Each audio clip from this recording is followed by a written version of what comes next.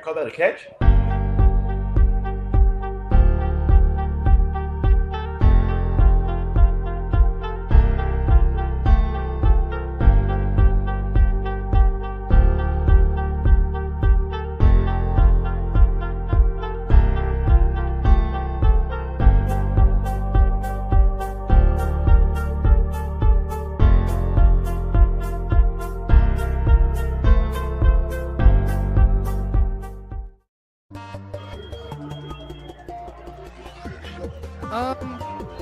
Our apologies. I know it's been a minute since we indeed talked some ish, but what better time to come back than during the playoff session? And we've had so far 3 games played. We got 1 going on right now, and 1 coming up in prime time, and then 1 tomorrow in the desert. But good afternoon and welcome to a long-awaited, anticipated episode of Talking Ish with Chris and Mizzle. And afternoon. But as you can see, we're not alone. We do have a special guest as our fellow brethren from the All-Pro Jaffos, the highly elevated sports talk for the highly elevated sports fan. The bad guy, Josh Pernado, joining us. Of course, I'm Double A, and of course, we got the usuals, Mizzle and Chris in the building. Gentlemen, it's been a minute. How are we? Oh, it's good. Enjoying life on the couch, watching other teams do what ours cannot. Love it. Oh wow! Damn. I understand the sarcasm in that. I wasn't gonna play that, but you know what, Josh? Thanks for bringing it up. At least all of us are on the couch. None of us can talk that much. Wait. Hold on. Let me just remove that knife and put it back on the side where it belongs. On one bright side, since we all are sitting on the couch, we do have a combined 13 Lombardis on the couch, so that's not bad. Well. Are we really going to talk? We just talked about this yesterday. I don't want to do it again. It's been 30 plus years for all of us. We can't I know. Hey.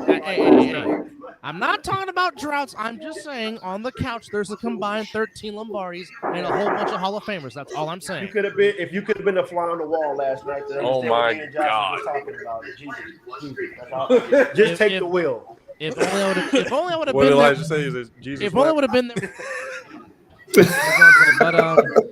so far we got the Eagles right now and the Packers, and the Eagles are up 7-0 as the Packers fumbled the opening kickoff, and Jalen Hurts throws a touchdown pass to Dotson.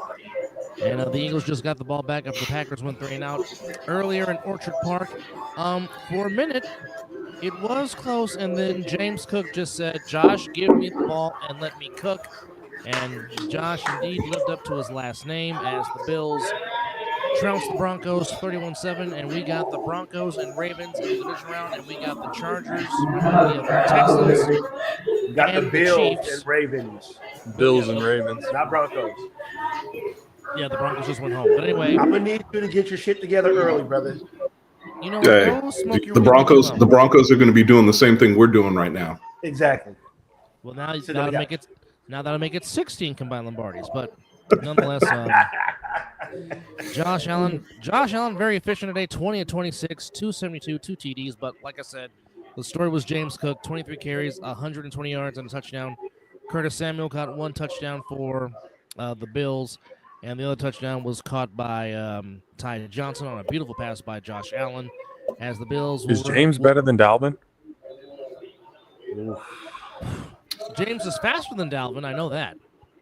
I will say at this point in time in their careers, and when I say that, I'm talking about with them being in the league the same amount of time at the point where Dalvin was. I would say it's real close. I don't know that I could give the edge to either one, but we'll see. We'll see as this plays out, because I want to see what the cook that's still in, that's cooking, is able to do next week. Well, I mean, the fact is, really, Dalvin really has not really been a factor since 2022. Because, if you look at him from 2019, James Cook has been consistent. If you look at 2019 through 2022, Dalvin ran for 1135, then 1557, then 1159, then 1173, but he really hasn't been the same since he's left the Vikings. Went to the Jets. Don't know why. Career killer. That started right there. And then really went to Baltimore, didn't play. He was on the Packers squad. Went to the Cowboys, played the game. So it's not like he's not. So, I mean, he really still has fresh legs because he really hasn't been utilized. And if he goes to a team that can utilize him, he can still be effective. I question what his effectiveness only for one reason, and that is the fact that when these running backs get older, and it's weird because it really comes down to mileage on their legs. When they start to have that mileage on their legs, that explosion just isn't there. I mean, they can't hit the hole quite like they used to. They've got a little. We saw it with Ezekiel Elliott. The one exception to the rule right now seems to be Derrick Henry. But he's the only anomaly right now. Yeah, he's well, and we could go back to AD. I mean, Adrian Peterson was the same way. He played until he was much older and still had the explosion. He still had the explosion in his mid-30s than most because that. Well, I mean, how many times I have still yet to see or hear about anybody coming back from an ACL injury in 2 months and dominating, and then proceeding to rush for 2,000 yards. Just not come back after that injury. And winning an MVP. And winning an MVP. Like that's. By the way, folks, this is only James Cook's third season. Ooh. Only his third. There's still time. And Dalvin has played 8, but nonetheless, there's still time to see it. So the Broncos go home. The Broncos, second year to Sean Payton, win 10 games, make the playoffs. Possibly, they might have found their quarterback. Best case scenario for Denver. I mean, did anybody really expect Denver to go deep in the playoffs? Like, not really, but this is kind of. I don't even think anybody expected them to even be in the playoffs. No. Because, I think this was best case scenario year for the Broncos. Like, if they would have won, obviously that would have definitely been over the top best case scenario. But at least now they can build off of that and develop what they had. I mean, everybody thought they were going to be down in the dumps for the next 10 to 15 years because of that Russell Wilson contract. And this year kind of proved that they can still be competitive. Yeah, and at least y'all could beat me up for what I'm about to say. Go ahead, Josh. I'll let you finish. My bad. That was basically the point. What I'm about to say. Go ahead. Well, my point is, in reality, you also have to look at the division they come from, and who else is in that division that is really going to give them a run. When you think about that, you've got 2 other teams besides Kansas City Chiefs. Mizzle, sorry about saying that about the Raiders, but we just got to be honest for a second here and say, that's 4 games that they won right there. So when you start to look at that and find out and understand the division, and also that they were playing their schedule was an easier schedule because of their record from last year. Mm-hmm. So I kind of expected them to have a okay year. I didn't think it was going to be what it is. I would have never sat here and told you guys, they're going to win. Yeah, they're going to win 10 games and they're going to be in the playoffs. I would have been like, it was in the cards for it. Not at all. I thought 6 at the most, to be honest with you. But just about. I thought 6. Well, I just felt like with the coach that they had, and I know a lot of people don't like Sean Payton, but let's be real, he is he's won a Super Bowl. Really good quarterbacks coach. He's won a Super Bowl. Yeah, and you start to look at what he's able to do. You don't have to like him. No. But okay, here it is right now. The only head coaches that are in the NFL right now that are head coaches that have won Lombardis is Andy Reid, John Harbaugh, Mike Tomlin, and Sean Payton. You forgot one, Mike McCarthy. Packers. Well, that's if he comes back, and Sean McVay. And McVay. Okay, so 6. So that's McCarthy's going to be back. Whether he's with the Cowboys or with another team is yet to be seen. Well, it's going to be with the Cowboys because Jerry's going to do what Jerry's going to do. So keep doing you, Jerry. So 6 out of 32 teams. Now it was 7 before Doug Peterson got fired, but that's not a lot of head coaches in the league that have won a Super Bowl. Now, keep in mind while we're on this show, you guys keep your eyes on NFL Network and Yard Barker and all of them, because what happened a couple years ago, Jerry himself upstaged the Eagles in their playoff game when announcements were made. So they're talking about a possible announcement. Well, okay, let's see what happens during the game today. You think it's going to be Mike McCarthy getting hired?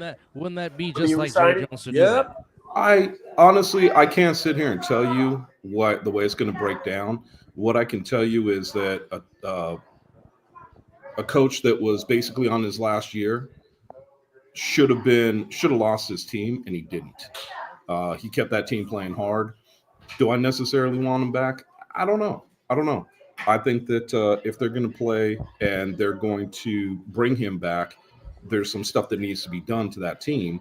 And one of the things that that Jerry definitely needs to do is they can make roughly about $110 million worth of cap space. Do it. Do it. Stop playing around with it. Do it. Get some free agents in. Sign some of your own players. Let's put a team out there next season that isn't an embarrassment to watch and can actually compete with other teams. It's simple as that. I mean, you got teams like the Eagles, $65 million or $63 million worth of dead cap money, and yet they still went out there and spent. They still went out there and got a Saquon Barkley. They still went out there and picked up free agents. That's in your own division. So open your eyes, stop playing slap ass, and go get some players. Hey, Dub, you got to put the sign up on that one. That definitely deserves. That definitely deserves that. Yeah, that was full-fledged passion right there. Yeah, definitely when you end it with slapping ass. Yeah, you got to put that one up. Yeah, that is definitely deserving of the passion. There was no lies detected in that right there. I'll tell you that. Especially look, we can break down all kinds. I mean, I really want to. I know we're sitting here. This is all about football, so and the NFL. So we could break down the 49ers, which I know is Josh and Dub's team. We could break down the Raiders. We could do all of that because there's a lot of changes that are going to be coming up in this offseason. We know this. Yep. We also know that come the NFL New Year, which is in March 14th, if I'm not mistaken, we are going to be looking at where teams are at, what free agents are coming out. You know, we have the unofficial illegal tampering coming up. So we know all the shit that's going to be hitting the fan shortly. I mean, Vrabel's already the head coach. We all knew that, though. The most secret that's not secret. Yeah, we knew. Yeah, the worst kept secret in the NFL right now. Uh-oh. Must be that man again, huh? Yeah, he's special. You know, are you talking about Hurts, or are you talking about damn near 7 seconds in the pocket? I'm talking about 26 from Penn State. You know, I got to say when he's healthy, you're right. He is special. But I think that Saquon's problem is staying healthy. I mean, this is one of the first years that I've seen him stay healthy. Yeah. We'll see what happens next year. Oh, no. No. Oh, no. Jesus, that cut. Excuse me. The man got cuts. When he decides to put his foot in the ground, it's ridiculous what he does. The body control was pretty insane. Yeah. He gets moving. He's a dynamic football player. And he's patiently quick, if that makes sense. It does.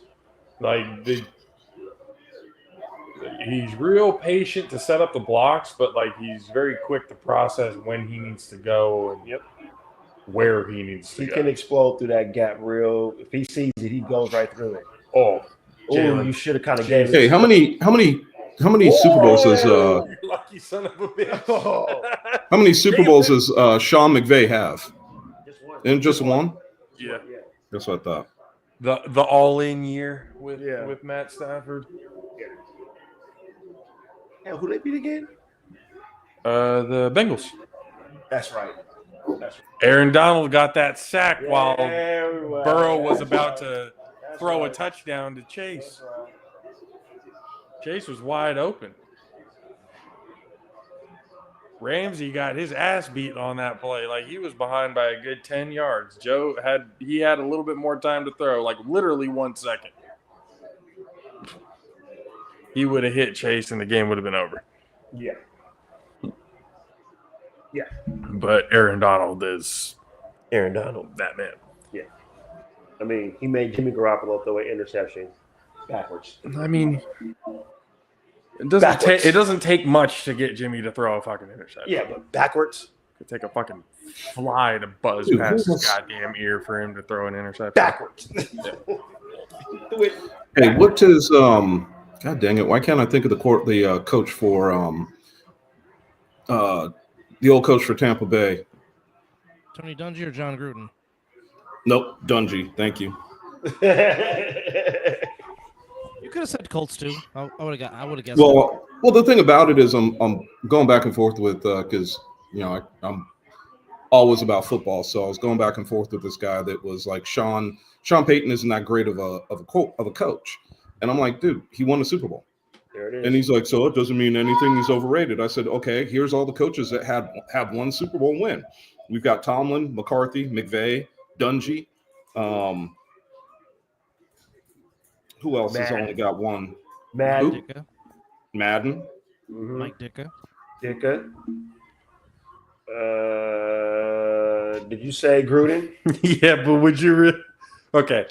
85 Bears, we give Ditka that. Yeah. But would we really say that like Mike Ditka is up there as like all timers as head coach, or is he more personality than anything? Well, we can even say one of your coaches. Well, Switzer got one, didn't he? Did Switzer get one? Yep, Switzer got one.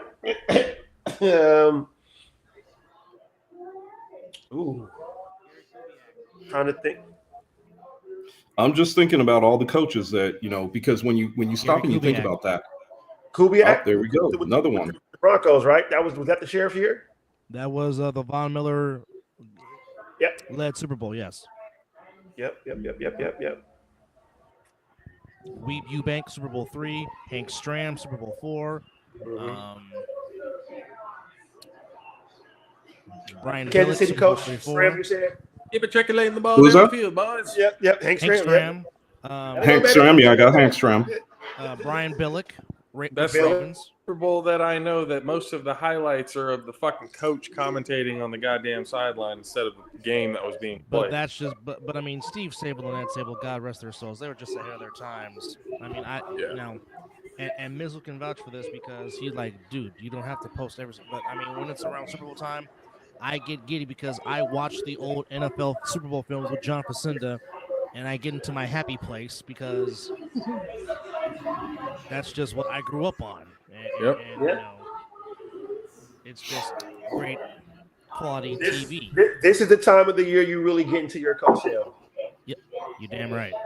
Yeah, this is around the time. Well, I mean, this is the time of the year that we start looking at the way teams execute or get executed. Unfortunately, this is the time of the year that everything.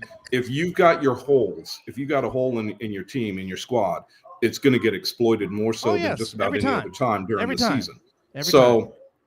We know, like I'm sitting here watching this Eagles game, and we all know Green Bay, if you can, their secondary is questionable. If you can block for your quarterback, you have a chance against the Green Bay Packers because, like I said, their secondary is the most questionable piece of that team. As we saw in that first touchdown pass. Exactly. And then when you start to look at the way teams play them and you want to know how to win, one of the other biggest things that you can do to really win the game is if you put pressure on Love up the middle, specifically, he is not very good against the blitz.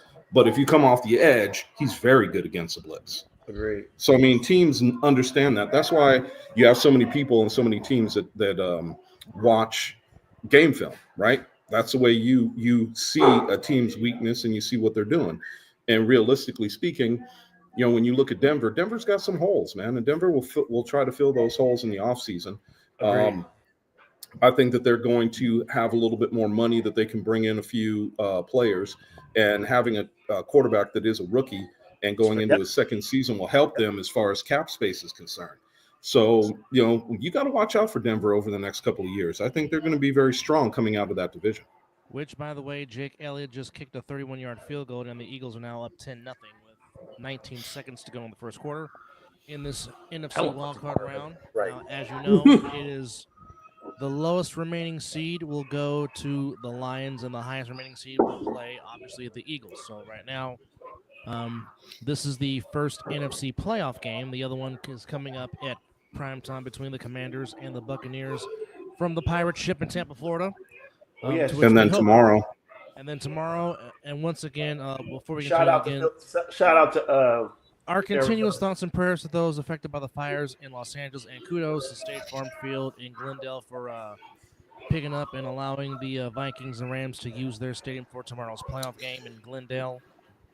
Very true, but no kudos to State Farm for canceling all those people's fire insurance on their homes. That sounds like sabotagery right there if I ain't never heard of it. Right? And go figure, they're probably going to use all that money to film another State Farm Super Bowl commercial during the Super Bowl. Go figure. I mean, I'm not the smartest man in the world, but I know when I see something in my face. Why am I paying you? Why am I paying my hard-earned money for a service that you're supposed to do and you do it? You know what? Give me my money back, all of it, every single. Well, you know what they say, and I agree with Chris Rock. Should have been called in case you. That's what they should have called it. All that insurance, not insurance, in case you get hurt, in case your house burned down, in case you get in trouble medically, all that should be in case you. But I'll tell you what, man,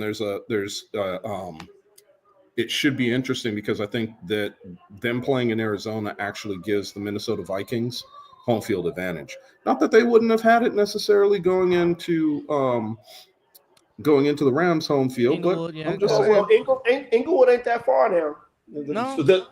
Some of the Ram fans, I mean, we know there's not many because no, but what I'm saying is that when you look at the this really is. Technically, it's a home game for the Rams, but technically, it's a neutral site game. Yes, exactly. And take a look at stop and take a look at the flights, the direct flights from Minnesota to Arizona. Mm-hmm. Actually, a little bit cheaper, and I think you'll have more people that will be attending this game. Matter of fact, one of the guys that I call on, he wanted to go to the game real bad. He's a Minnesota Vikings fan. He wasn't going to go. He's like, man, I'm just not going to go. I can't afford going to LA and doing all this. Once they moved it to Arizona, he bought tickets because you know how much tickets were for that game tomorrow for a round trip. No. Tickets. The game tickets. Yeah. No. He said he paid $70 a seat, 50-yard line, 7 rows up. Get out of here! Whoa! See what I'm saying? Whoa! You can definitely get a round trip ticket. Okay. Okay. Do that during the regular season. I'll be there 5 games out of the year. It never happened. Do that during the regular season. I might actually catch my first professional game. It never happened. But I am next year. Mizzle, you coming down? We're going to the black hole to go watch the Raiders play the Cowboys. Yes, indeed. That's gonna be. I'm excited for that. Definitely for it to be your first experience. I definitely got to be there for that one. Oh, hell yeah. Mr. Meeks, got to get some decent tickets. Ryan, what is the commissioner not letting them do? Please explain. Yeah, that's a little odd. Yeah, which, by the way, thank you for chiming in. Ryan Meeks. Well, I'm not going to get into the Diddy thing with the Meeks piece, but we'll let that go. He'll play around. He'll play around with that. Trust me. No, I'm just letting that go. If you go, yeah, that's hey Mizzle, keep doing that. If you go in, he might go a little bit deeper. I'm just telling you. Oh no! Stop! Stop it right there. We're not going any further. Dub, you don't say another word. Miz, that's why I was asking you to keep that clap going. That's how it starts. With Diddy, that's how it starts. With that word you just said, that could have just ran a lot further. Yep. So tickle that esophagus. I could have talking about Dan Marino throwing deep to Mark Duper. Okay, good recovery. Good recovery. Going deep. Picked off. Okay, so you know what? Picked off by Slay. Who was that? Slay just picked the pass. Well, it looks like the Packers might be giving up the sticks real soon. Well, they already did. Slay just picked them off. So nice deep pass, unfortunately, to the wrong player. Wrong shade of green. Yep. Is that supposed to mean what the what, cuz? What's up? Now I'm chiming in the chats. Oh, We got WTW. He underthrew that ball. Yep. By about 3 yards. We're still a little bit behind, even after refreshing. Oh, you're not It's buffering. ridiculous. Oh, you'll see it. No, we're You'll not. see it. Well, I backed what's out. The And word? What's the word? That was what's gonna be the my next word? guess. There we go. Okay. Oh, that was definitely underthrown. That just landed right in Slay's hands. Yeah. It was like he was more the receiver. He was the receiver. Yeah. Yeah, he was the receiver more than the receiver. Yeah. And see, that what teaches you when you turn your head and look for the ball. Boys and girls. I'm example. Not much, cuz. Missed you last night. Your auntie and uncle was out here. Oh, it's ready. Let's go. Well, we will be changing. Upgrading the camera. And Mr. That's on the receiver. Johnson That That's is on the also true. receiver. He He should should have high pointed that. I don't know. I think it was a little underthrown, boss.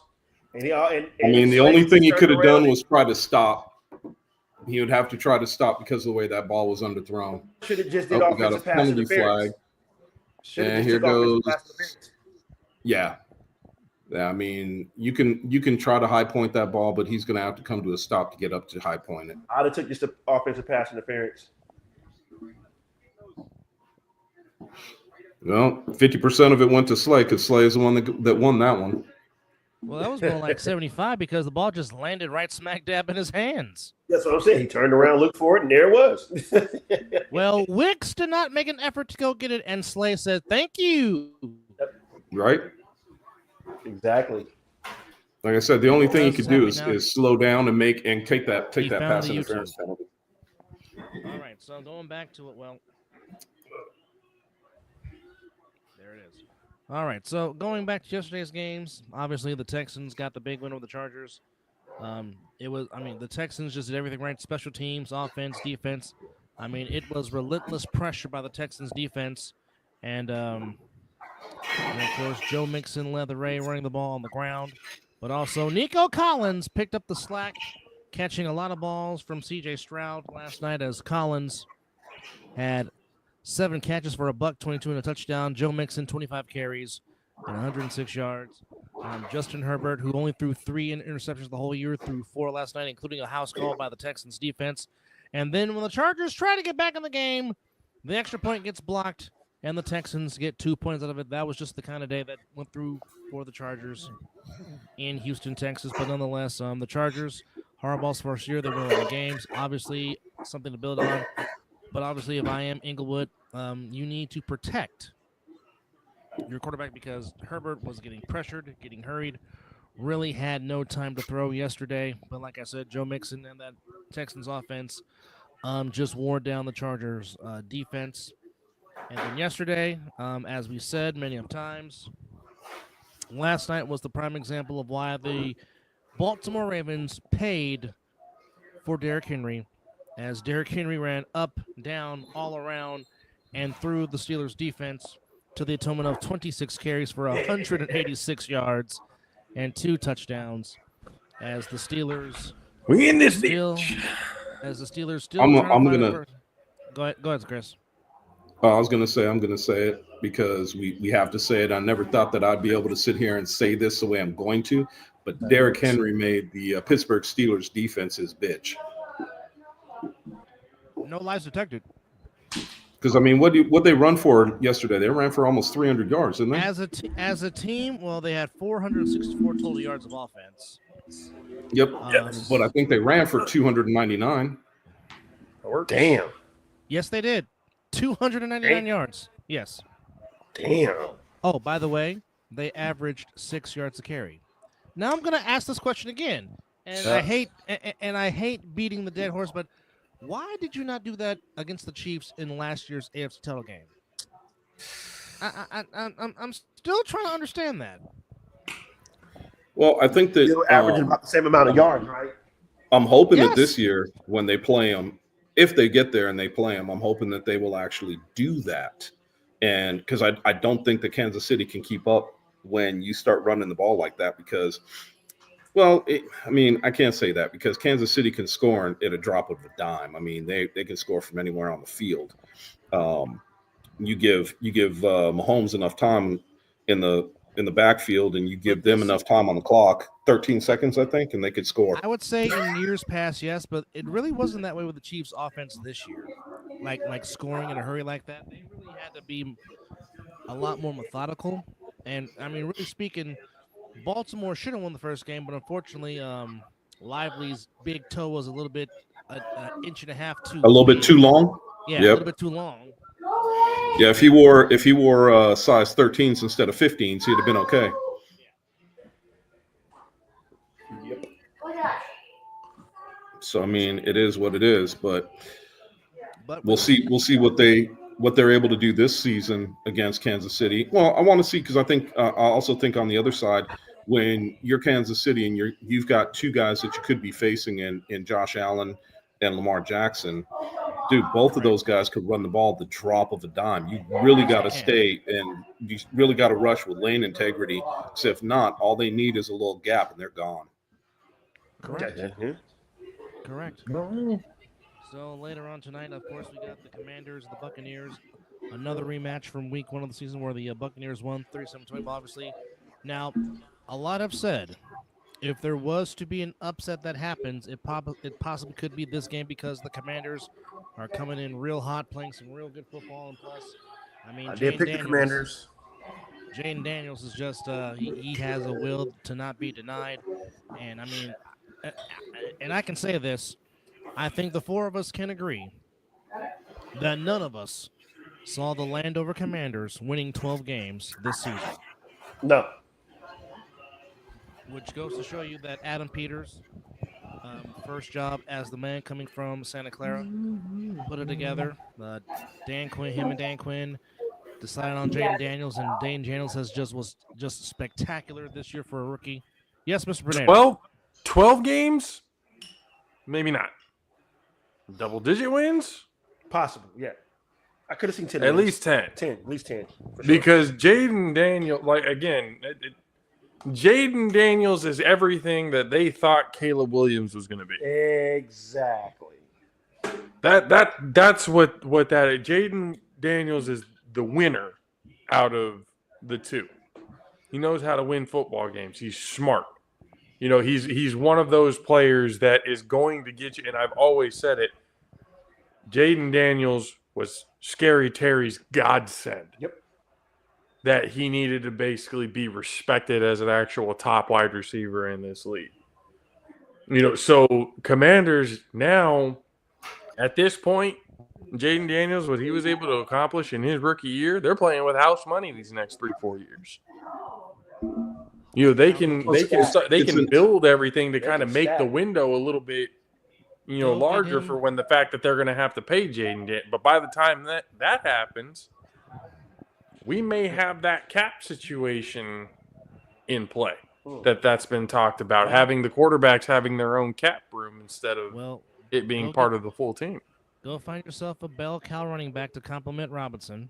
Oh, yeah. Because you already got the playmakers there. Yep. Continue to build on that defense.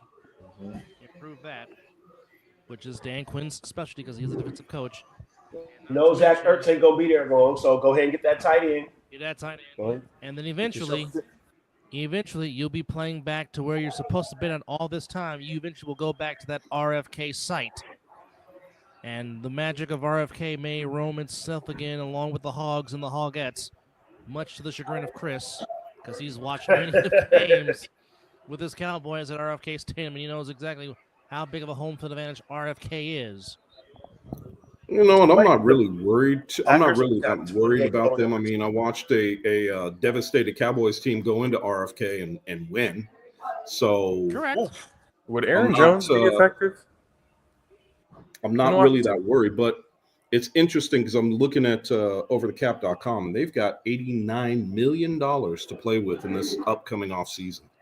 Who got 89 million? Commanders. Oh, I think that might be. There's only two teams. There's only two teams ahead of them that have more. I know my Raiders will have over 100. Would Aaron Jones be worth 92. it for the Commanders? Would who? Aaron Jones. Is he on a 1 year? Is he on a 1 year deal in Minnesota? Yes, Yep. he is. Wow, he could help. Sure, yes. Well, I mean, yeah, he could definitely help, but my question mark with Aaron Jones is his availability. True. Very true. You know, so when he's playing, he's my biggest worry about him is getting injured. I'm thinking free agents. I'm thinking the wrong place. They may go out and get Michael Myers himself, Ashton Genty. If the Commanders got Ashton Genty, that would be disgusting. I don't think they would have to trade up to get him. Yeah, I'm saying I don't think they would have a problem with that. No, but I don't think well, but they're okay. So here's the question mark. We know that they made it to the playoffs. Yes. We know that they've got the question mark that we have to ask ourselves is who's free agent, who are free agents coming up for them? And they know that eventually they're going to have to pay their quarterback. So the question mark is how far up in the draft do they have to move to get Genty?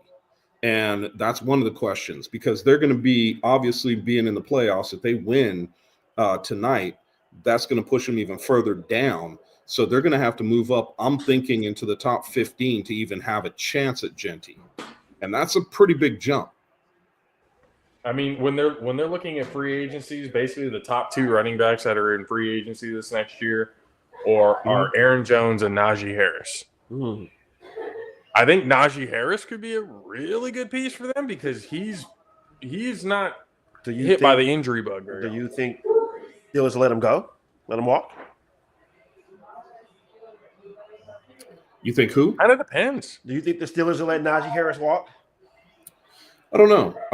Depends. I don't know that I think Najee needs to be teamed up with another runner. I don't think that he is going to be your bell cow, even going in, because I mean he hasn't been on the regular. He hasn't been the bell cow for Pittsburgh, unfortunately. He's platooned. Yeah. So I don't know that that's necessarily. I think that if they keep who do they have right now?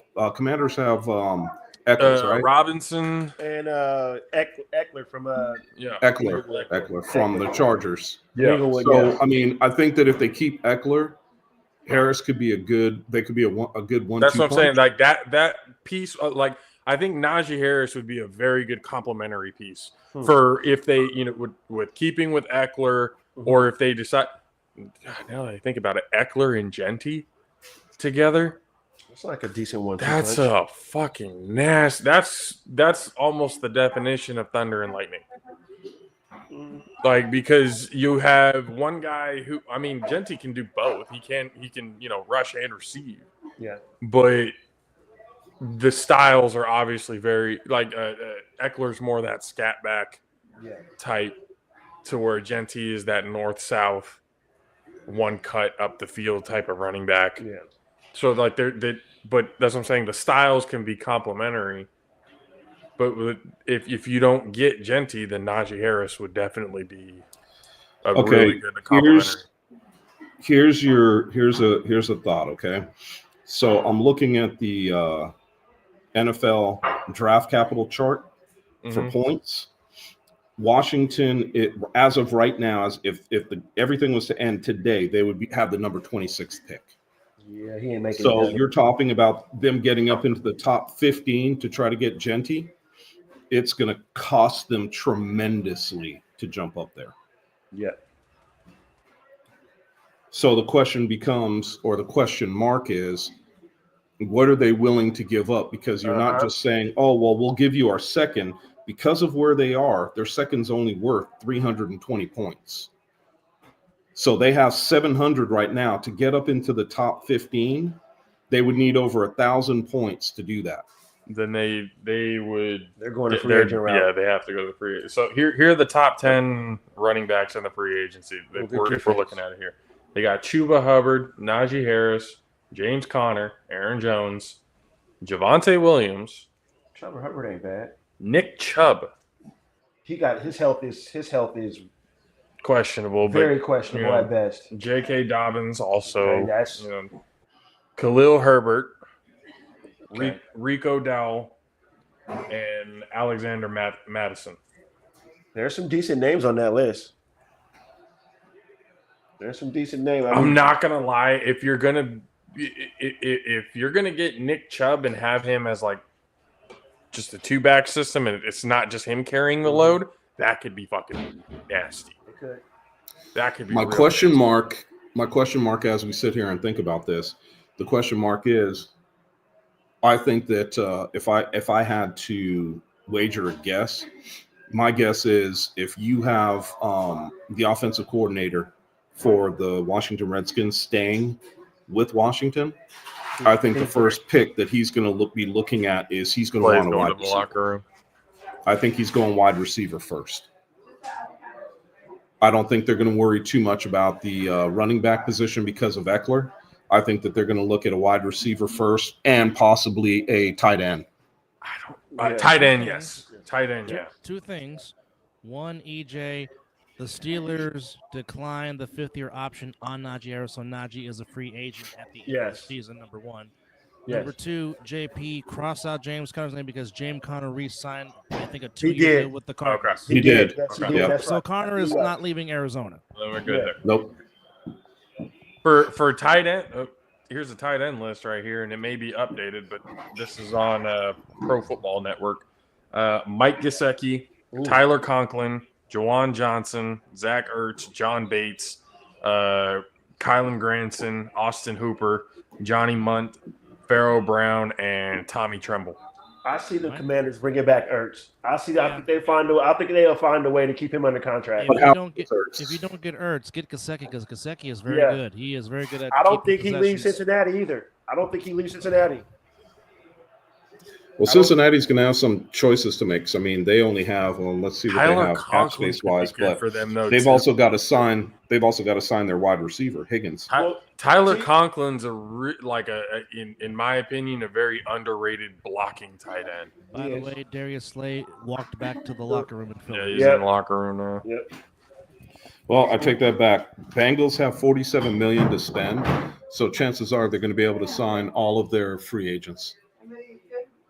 And with Higgins already coming out and saying he'll take a hometown discount just to stay with them, that speaks volumes too. So, I mean, nobody wants to leave. You don't want to pick up your family and move them across country. So, we got to kind of take a look at that, and then you've also got to take a look at where are players thinking about going, because as we know, one of the things that they bring up constantly when you're going to play in Cali, you're giving up a ton of money for taxes.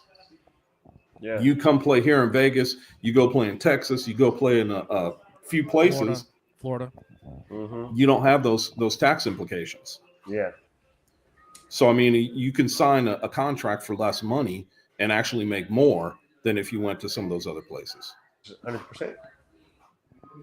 Yeah, but then when it comes, boy. That's not good. Let me guess. He doinked it. Oh, he missed it. Just flat out missed it. Shibbity shanked. Uh-oh, what Mr. Franklin got? Hey, I just sparked it.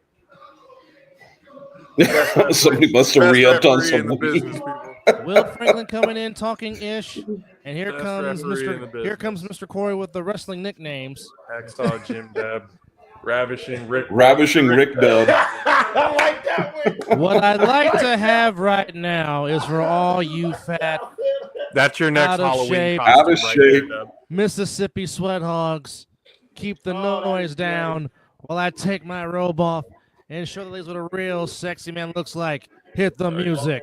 Yeah, that's your next Halloween costume. Yeah, the only thing is, we don't want to talk too bad about the dead either. This is true. No, but Ravishing Rick Rude, one of the all-time. He ain't showing no body now. Diamond Dallas Dub. I like Ravishing Rick Dub better. Yeah. Hacksaw Jim Dub is actually my favorite. Oh, I like the ravishing that I Oh. yes, but also big ups to Diamond Dallas Page for what he has done with his DDP yoga, and he is now working with Lex Luger to try to help Lex walk again. So just shout out to. I don't doubt it either, man. He's been. I might want to look into doing that shit because that what DDP's been able to do with that yoga program, with the amount of people that he's helped get like the health levels, like that's crazy. What'd he say? Stroke that hair again like you in a Herbalism commercial, you sexy mother. Will Franklin's account must have gotten hacked. I don't know what the fuck just happened on that one. No, ask him how the game in Baltimore went. But Will, talk about the experience in Baltimore last night since you were there. That's what I say. Were Mr. Franklin, were they out? Did you have them out? This is an intriguing question. Dub love. That's a good one. Ooh. Herbal Essence. Those Herbal Essence commercials used to be wild. Yeah, they are. They were. Are they still But in I mean, business? look. Yeah. I don't. Yes, they are because I've seen it. They don't put the commercials the same way. No. EJ, He you said, stop man, it I right had now. to escape that MF stadium, bro. EJ, you stop that. Whole lot of baby oil in the comments.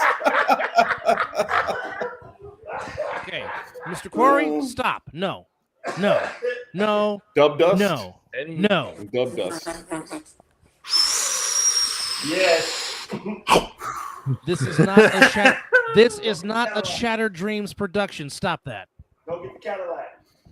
Oh man. So since we're sitting here talking about Dustin Rhodes, bless us. Kind of touched the playoffs and kind of touched on some free agents. I guess what we should really get into while we're sitting here, because of what's coming with the offseason. Yeah, we're sitting here watching the game. Eagles are up 10-0. Another penalty, big whoop.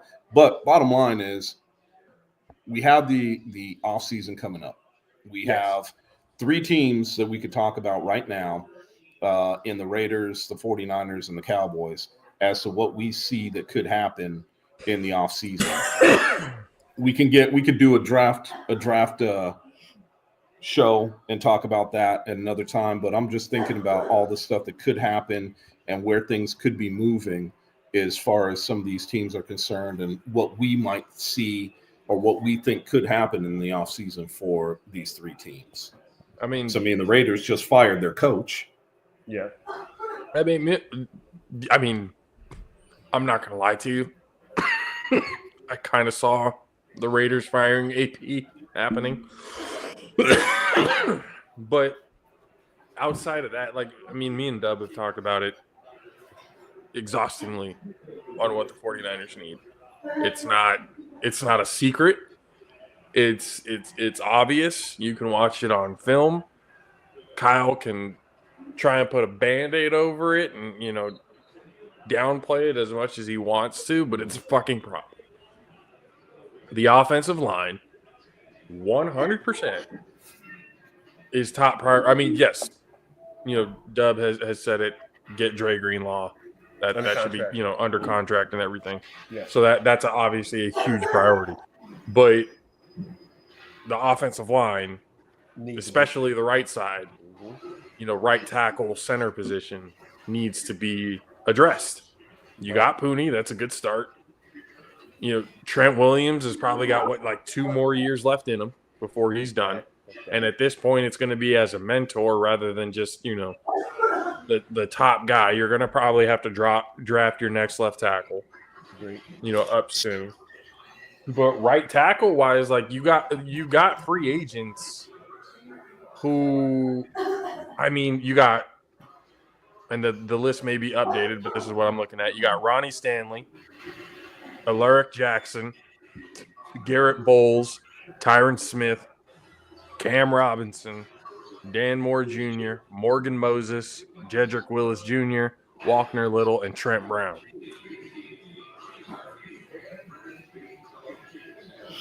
Well, I don't think you want Tyron Smith. I mean, him and Trent are probably just a few years apart, so I don't know necessarily that would be a good pickup. I was thinking Cam Robinson. What I'm thinking is Cam I Robinson don't think at the right tackle might be the answer right there. Well, I don't think that it's a bad idea for you guys to turn around and draft Trent's replacement. Like you said, let them learn behind him. I mean, he's a Hall of Fame tackle. Let them learn behind a Hall of Famer and let them understand how to play the game. McKivitz and Brendel need to go. Both of them. Get them the fuck out. I'm so you don't even understand. I'm so sick of the right tackles on our goddamn team. They have been nothing but a liability for the last 10 years. Every right tackle has been a patch. Well, I think that it's never been a long-term solution. But there's something that can be said about that too, though, Josh. And I think that one of the things that the fact that Kyle can't figure it the fuck out when it comes to protecting the right side. No. Basically, what has happened is something that one of the coaches that we're talking about, that the biggest problem right now is a lack of big men in college. Guys that can actually play on the offensive line. They're having a shortage of it, and it's not exactly something that we're starting to see that move over to the NFL. So that's why you have these big man camps that are starting up around the U.S. because there is a shortage of agile big men to play offensive line. And it's not what are we talking about, like big men? Like, what are we putting in the category of big men? Like just offensive linemen, period. No. Just big men, just guys playing offensive line, period. No. What he's saying, he's not saying height wise, he's not saying size wise, he's just saying a general lack of offensive linemen, period, that have the pedigree to play in the NFL. And he doesn't know, the coach was saying he doesn't know the exact reason, but that that's why he started his big man camp, was to get some of these guys playing the way they should be playing in the NFL. So the lack thereof, that's why you're seeing so many teams lacking offensive linemen.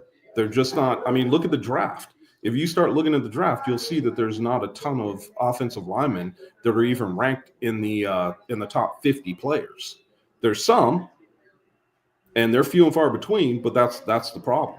And those and that may be a problem, but that's where I'm saying, like, as if you're the 49ers, that's where you need to realize that there is a shortage, and you can't wait till the late rounds and everything, and to be able to expect a high quality offensive lineman that could be for your team for a long period of time.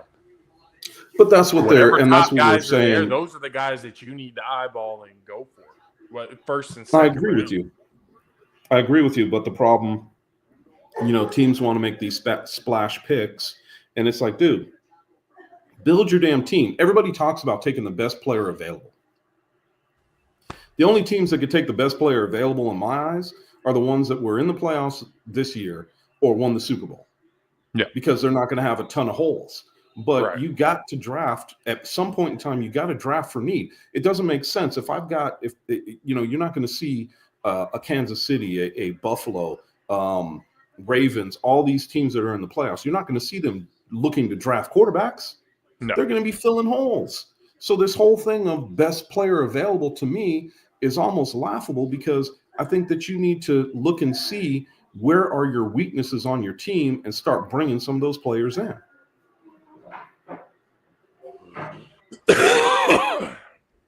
Well, it doesn't help that we don't have the people. Like, again, the injury bug has hit us so fucking much. We don't have as many people who can do that type of shit and be effectively, or actually have the credibility as a threat in that situation. Yeah.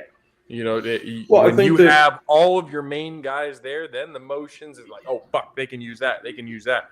When you have one receiver, Jawan Jennings, essentially this entire year, doesn't matter what anybody else does. You're not going to believe any of the bullshit that's going back and forth. That's only really effective when you have your full roster of guys. When you're working with your third, fourth, fifth stringers because the injury bug has depleted your team, you can't do as much. You can't open the playbook as much. You can't do as many shifts because obviously those are not the guys they should be able to. Correct. Technically speaking, they should be able to get it done.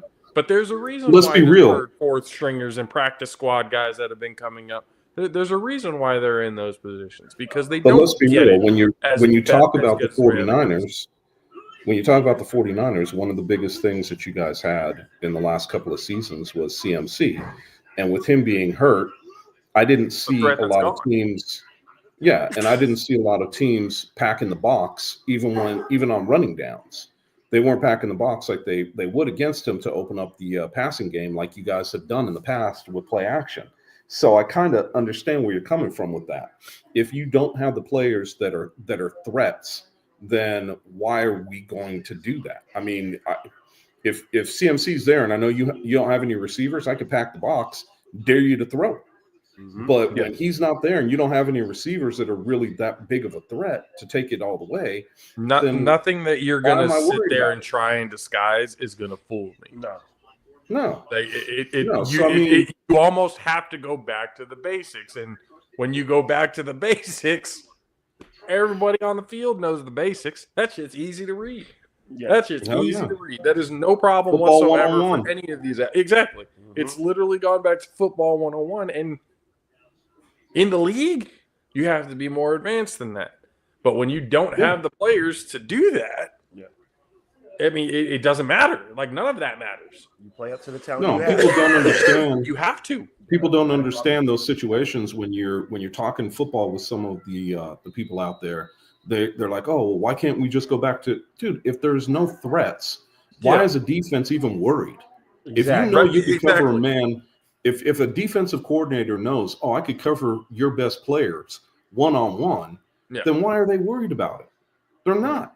When you hear that cliche of, oh, this is the type of player that keeps coaches up at night, correct, type of stuff. Yeah. There's a reason why that is. They keep coaches up at night because they can do a lot of shit. There's a big time threat with them. That's why. That's why. So when they're gone, coaches can sleep easy because it's going to be an easy game. We know they don't have the talent that is equal up to what they had, so we know that they're not going to go with their craziest shit. Exactly, and the thing about it is, from beginning to end. You've got so many teams out there that if you start to break them down and you start to look at their players, you could literally say, okay, well, I'll give you the Philadelphia Eagles offense for a perfect example. They have 2 wide receivers, a running back, and a tight end that you have to worry about. So you're paying attention, plus Hurts can run on you at any given moment. So these are all things that you've got to worry about. In the past, you don't have to worry about so much with them. So that's the difference between what we're seeing with some of these teams and that are in the playoffs and some that aren't. Plus injuries, can decimate teams like yours for what they've had in the past and the success they've had. Now, I know Jonathan's talking about, Debo and Bourne and Breida and, all these other players, but the fact of the matter is they were capable of doing it. Exactly. We had a deep team at that point. That was the whole. Again, I get it. I understand what he's saying. Like, we had this. When we had depth, we were able to do it. We don't have the depth we used to have. Because we've had to pay out our stars. Yep. So that when you have to pay out the stars, your debt gets depleted. So losing McDaniel. Yeah, I had talked about that before. McDaniel's leaving was a big factor of us losing the offense. But I mean, and the thing about it is, another pick. Anyway, man. When you start to look at all these things that are going on with they hit the ground and the injury bug. No. You guys are a little further behind. You'll see on the next play what happens with the exact same linebacker. Oh wow. Yeah. Missed one, he didn't miss the second one. So God damn. Yep. That's over. Yep. Done. So, we got to see what winds up happening in the draft for the 49ers. They've got a decent draft pick, and I think they're going to realize, but the other side about it is you also have a quarterback now that you have to pay. Yep. Which is fine. Yeah. I don't think oh wow. Okay. He threw it right to him. Yep. Yeah, that's why I said it's the same. That's the same linebacker that just had the ball bounce before he could pick. Dub is having some real serious problems. Dub is always having problems with his connection. Yep. He needs to just go ahead and invest in a what's Elon Musk's Starlink? Oh boy. Go ahead and invest in one of those. That way you don't have to worry about it. So, Miz, the next one that's coming up is you got to come and sit back down, bro. We need to talk about your Raiders. You do that. That's what we need to talk about. Go for it. I'm out here. I'm listening. Oh, man, we need you involved in this, man. Can't just sit here and talk about your Raiders without you on screen. I'm listening. No, we can talk shit. I'm not going to talk shit. I'm just looking at who's going to be the next Raiders head coach. That's number one. It sounded like the way talk. It could be Ben Johnson. If not Ben Johnson, then Prime. I'm hearing Pete Carroll. You're really tiptoeing away from Prime, aren't you? It's going to be Prime. No, they already announced that the Raiders have no interest in him, Deion. Oh, yeah, that's cute. Like, I believe the PR teams of NFL fucking teams. No. Yeah, okay. Yeah. It's not Deion. Yeah, it's all deflection. We have no way of drafting Shador. No way. All right. Well, when it plays out that way, what happens? We're not drafting, and we damn sure ain't drafting Shiloh. You're going to draft him in the 5th. Fuck out of here with that shit. Watch. That good of a corner. That'd be a waste of a pick. You're gonna somehow figure out a way to move up to get Shador. You're gonna hire Primetime, and because that's the case, Shiloh's gonna get drafted, even though he shouldn't be. He should be an undrafted free agent. That's just wholehearted truth. No, I don't think we waste a pick on that. But Deion gets there, he's a 5th rounder. Easy. I don't see that happening. He already said he can't coach grown men. And he only said the only way he comes is drafting his sons. We're not doing that. And that's doing that. Exactly what I'm telling you. We're not doing that. The movie's going to play out. The movie is going to play out. I'm telling you. Not hearing it. I'm telling you. Not hearing it. In 15 years, it's the movie title is going to be Prime or Prime Time. One of those. Not hearing it. You can go coach somewhere else. And it's going to start from coaching his kids in high school, then going to Jackson State, then moving to Colorado, and then being together in the pros. Stupid thing ever. The first father-son trio to do that ever. All right, let's see. And it's going to be a blockbuster. Let's see. Hold on. So the Raiders are going to have to win move up. all sorts of Oscars for. Raiders are going to have to move up to. By the way, the Eagles are going for 2 or 3. Where are they at would right have to now? move up.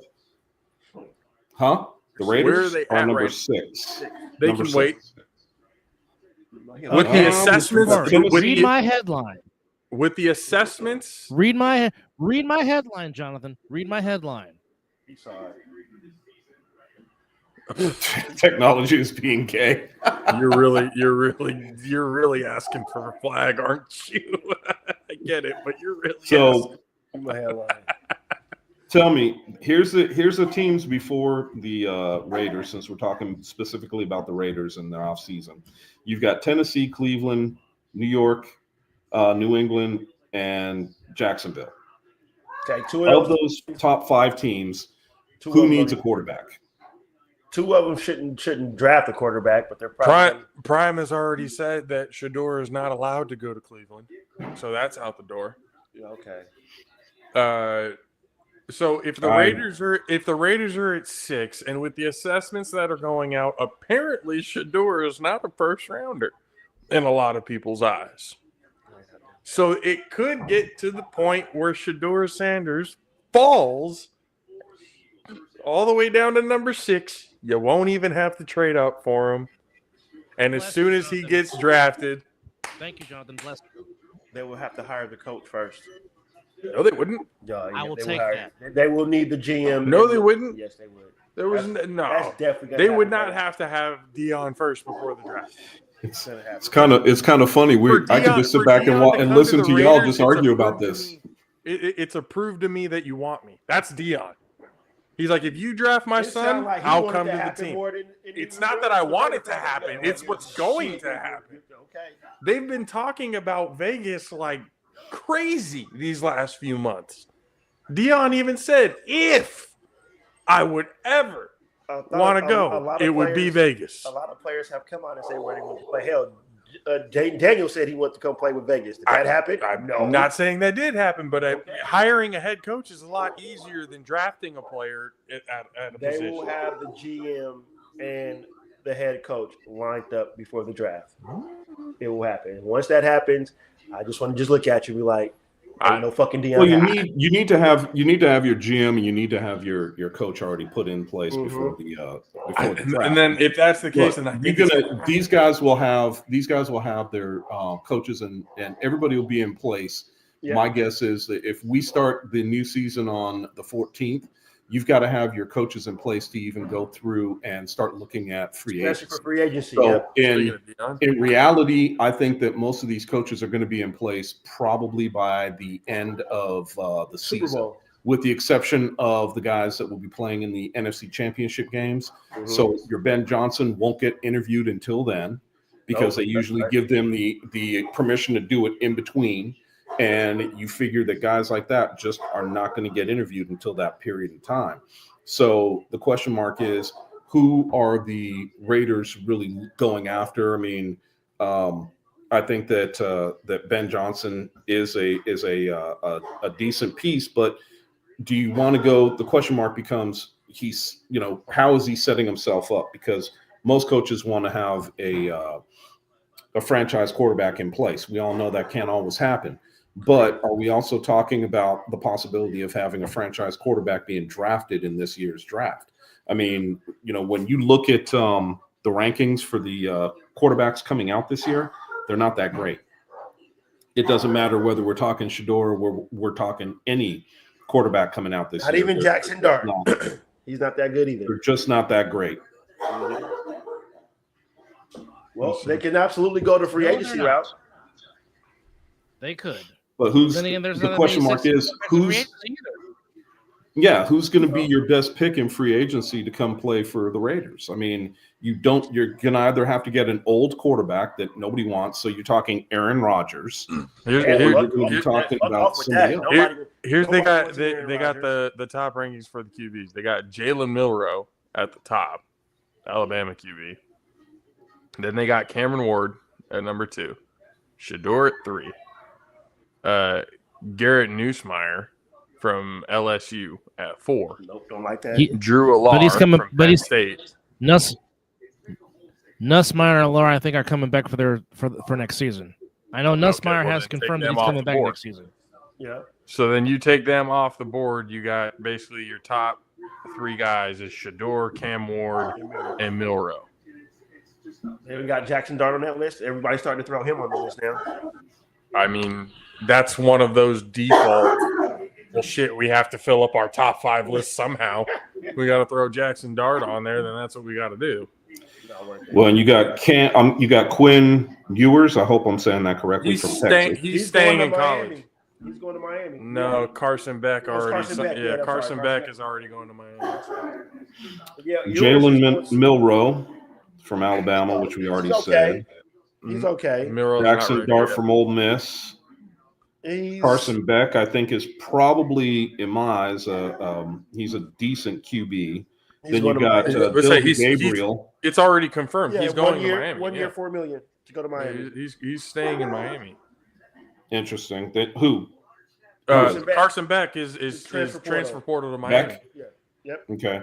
Then you got Dylan Gabriel from Oregon. Yeah, I think no. Which is going to be an interesting piece because he's only 5'11". No. Riley Leonard from Notre Dame. At least he's taller than Kyler Murray. Hey. Oh, yeah. My right foot Murray ain't no is 5'10". taller than Kyler fucking Murray. All right. Although I will say youngest this, daughter is taller than Frodo Kyler from Lord Murray. of the Rings is taller than fucking Kyler Murray. So I guess the one might intrigue me though. So I don't know if I can say anything about that. I can't. What? One quarterback that does intrigue me. No, I'm just saying one quarterback that does intrigue me is Kyle McCord from Syracuse. He's had some very good games this year, and he looks like he could be a serviceable quarterback. Again, I said serviceable because, again, like I said, this quarterback class is not exactly the. That's why I said serviceable, because this quarterback class is not exactly the best it has to offer. There's a lot of. There's a lot to be. A lot of these quarterbacks. A lot of these quarterbacks act best are project. What about Will Howard? Where is he from? Will Howard is. They said that he's ranked number 10, and he's actually a 3rd to 5th round draft choice. Jesus. So I mean, there's a lot to be desired, and so that's why I'm saying it's going to be, if Ben Johnson wants to go to the Raiders, it would be best if he could take a quarterback with him from Detroit. So the backup from Detroit, or try to sign somebody. Yeah, he's a little too old for me. You know what you need to do? Who's that? Hendon Hooker. You need to figure out a way to finesse Joe Milton away from the Patriots. Hendon Hooker. Yep. He's a project too. He's like an Anthony Richardson project. That's why I'm saying you can get him cheap. You can get him hella cheap. Now the other side of this is Mizzle. Who else or where else does your team lack right now? Everywhere. Offensive line. Offensive line. They needed. I know they drafted two more, but Colt Miller's getting up there in age. There are hopefully whoever takes over will move Power Johnson to center, because he was killing it at center. No matter on the line where he plays, but I think he can be better off at center. So that means we'll need a left guard and help in the secondary, and because I think our secondary is about to get hit, because there's a lot of free agents, a lot of restricted free agents. Like Morg is up for free agency, Mike Epps is going to be up for free agency. Nate Hobbs is up. So you're saying offensive lineman, but are you talking about a guard or a tackle? Both. Both. Okay, so I think we got a right tackle. Telesco did good by getting DJ Glaze. I think he's going to be pretty good at right tackle. I think he can hold his own there. Move, like I said, they move Powers Johnson to center, because and I think you can still stick with Dylan Parham. I think he can get the right guard, and then we get the right tackle. So tackle-wise, you guys are in perfect position to take one of the top ranked tackles at number 6. And that should be a way. Is that a reach, though? No, because right now what they're saying is Will Campbell's a top 10. because if depending on who you talk to, even if you don't get Shador or whatever at 6, you still have a possibility of possibly getting Cam Ward. You still have that possibility. The bottom line is when you talk about this team and team building, what it's like we said, are you going to take the best player available, or are you going to get a Shedeur Sanders? Well, what does that mean and when you have a him team behind nobody? everywhere? Yeah, but what I'm saying with this, Josh, is that if you take a Shedeur Sanders and he has no offensive line, you are hurting the kid coming into the NFL. Because not if during the offseason you actually do your due diligence, get your free agent pieces. See, this is why then after you pick Shedeur, your next picks are further building blocks on your offensive line. That's smart. So then it all comes down to what we see before the draft. The Raiders do in free agency, exactly, and also what they do as far as getting a head coach, because that'll tell us where they're going to go in the draft. Yep. I do think, though, Ben Johnson is probably a top priority, especially in the eyes of Tom Brady. Yep. I don't think Tom Brady's. Yep. Tom Brady would want to win more than have a splash. That's the only reason why Ben Johnson took the interview, is because of Tom Brady. 100% going to say that. And I also credit with your connection with Shedeur because of Tom Brady. Oh yeah. So you can pretty much pair Ben Johnson. It ain't got to be Deion and Shedeur. I can live with that more than Deion and Shedeur, because can Deion Sanders have to make a decision when one of the sons suck? If we even draft Shiloh, let's just go with your. I'll give you the pleasure if this happens. The 5th, 6th round pick. Can he cut his son when it's necessary? No. Hypothetically. No. Can he cut his son? No. That's why he cannot be a head coach in the NFL. I don't think. And you know what? Maybe I'm wrong. But I don't know if Deion would basically have it in him to sit straight across from Shiloh and go, exactly. And that's nothing I can do for you. And that's why I don't think he can be, especially when he tells you the only way I'm coming if you draft my sons. I'm sorry. Well, son, meaning he literally on TV and said sons. That's Shedeur and Shiloh. You're not going to come to my franchise and demand and tell me what you want to get you to come to my team. That shit works in college. This the big boys right here. So yes, that's it. That's what I'm.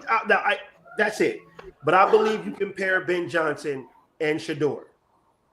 If that's what Brady wants, because it seemed like that's what Mark Davis is listening to right now, is Tom fucking Brady and a few other here and there, and maybe Richard Seymour, former Patriots. Here we fucking go again.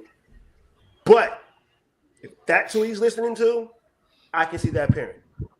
It could be Ben now. The interesting piece of Ben Johnson coming over as a head coach, because they always want to look at who is he filling out his the rest of his coaching staff with. Yep. My question mark is, and I haven't heard who is Ben Johnson picking as his defensive coordinator. And he's the most secretive hire.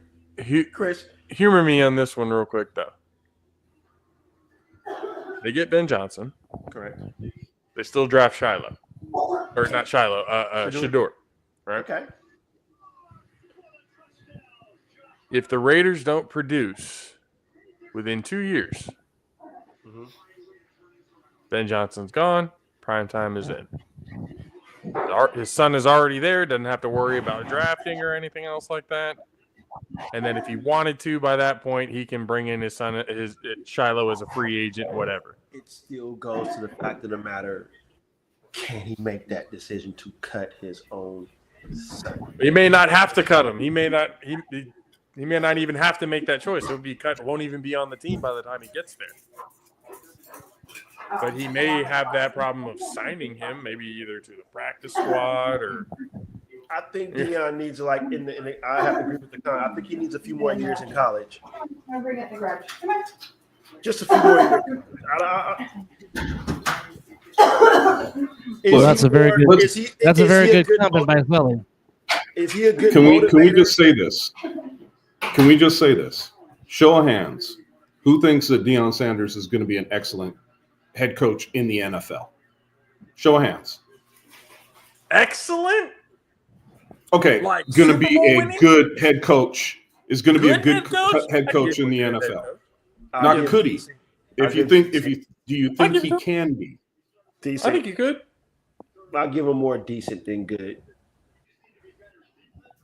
I'd run with good. He'd be able to relate to the player coach type of thing. Well, we'll see how that went. I mean, The problem is the problem here's the problem. The problem is if you were to do that, the focus is going to be more of him than the team, as it was in Boulder, Colorado. As it was in Jackson State as well. The focus has been on but more here's my question when it comes to that. Here's my question when it comes to that. When you have a head coach that could basically take all of the negative eyes off of his players so that they can actually focus, is that a detriment or is that a positive note? I see your narrative with that. When you're able to take away the media, because we know how the media rips apart every fucking player. We know how every player's like, oh, everybody's been talking shit or whatever. When you want to clear their mentals by taking all the media attention off of them and putting it on you while you're still being an effective motivator and letting your coaches do their thing. I have nothing against with that comment there. I can. That's a valid point. Very valid. It is. I don't see that as a problem. It is a very valid point. It could get annoying. I understand it could be. The question mark comes down to more than can he take. You're asking can he take the eyes off of his players, which is a good point. But what it comes down to is there's also the situation where Deion understands that he's got to get his players to buy into what they're doing. You can do that easily at a college level. It's a little bit harder to do that at the pro level. So the question mark becomes when you start looking at these things, there's a reason why Deion said he cannot coach grown men. There's a reason why he says that. Now, keep in mind, you got guys that are being paid right now in college. Exactly. We know that. So it's kind of a precursor. We also know that they're trying to get to the next level. So we know that as well. But like the negotiation process is kind of one of those. When you have a situation with Deion and you have a coach like Deion that's coming, you're going to have to give him a few years to really get himself set up and ready to be a professional head coach. And I don't think, in my humble opinion, because I don't want him in Dallas, because you've got to be able to change. You got to be able to change the. You got to be able to bring in. It'd be an upgrade from McCarthy. Says who? That would be to me that is speculative at best, because you don't know what Deion would be able to do. I mean, we could talk about upgrades all day long and have that, but until you actually see that happen, we know Deion has never coached in the NFL. We know he's played in the NFL, and ex-players don't always make the greatest of coaches when it coming back to the NFL. So they can do it in college, but they don't always, or they can't always do it in the pros. So what I'm saying is, if you want to give Deion an opportunity to coach in the NFL, if you want to give Deion a chance to coach in the NFL, fine. Any team can do that if they want to. And then he could get his feet wet as being a college coach. But we've all seen what is as many college coaches as we could sit here and say we're successful moving up into the NFL. We could say all the ones that we're not. Nick Saban is number one. Goes back to that argument. Some coaches are just meant for certain positions at certain levels. Exactly. For college. Exactly, and you start looking at some of these, and you start breaking some of these coaches down. But Nick Saban as far as was what on they were an able NFL staff to do, before he it is what it is. State. Should have said that a little bit louder so they could have heard you, bro. No, you're good. You can speak. If you got a comment, speak on it. Promises Jerry. Well, I mean, duh. What? We know. Well, all fans know that. Shit, hell. Even if you ain't a Cowboy fan, they know that. Even Jerry knows, but that ain't gonna stop him. I've been a Cowboy fan since 1978. I can tell you a lot about the Cowboys when it comes to Jerry Jones there, Dan.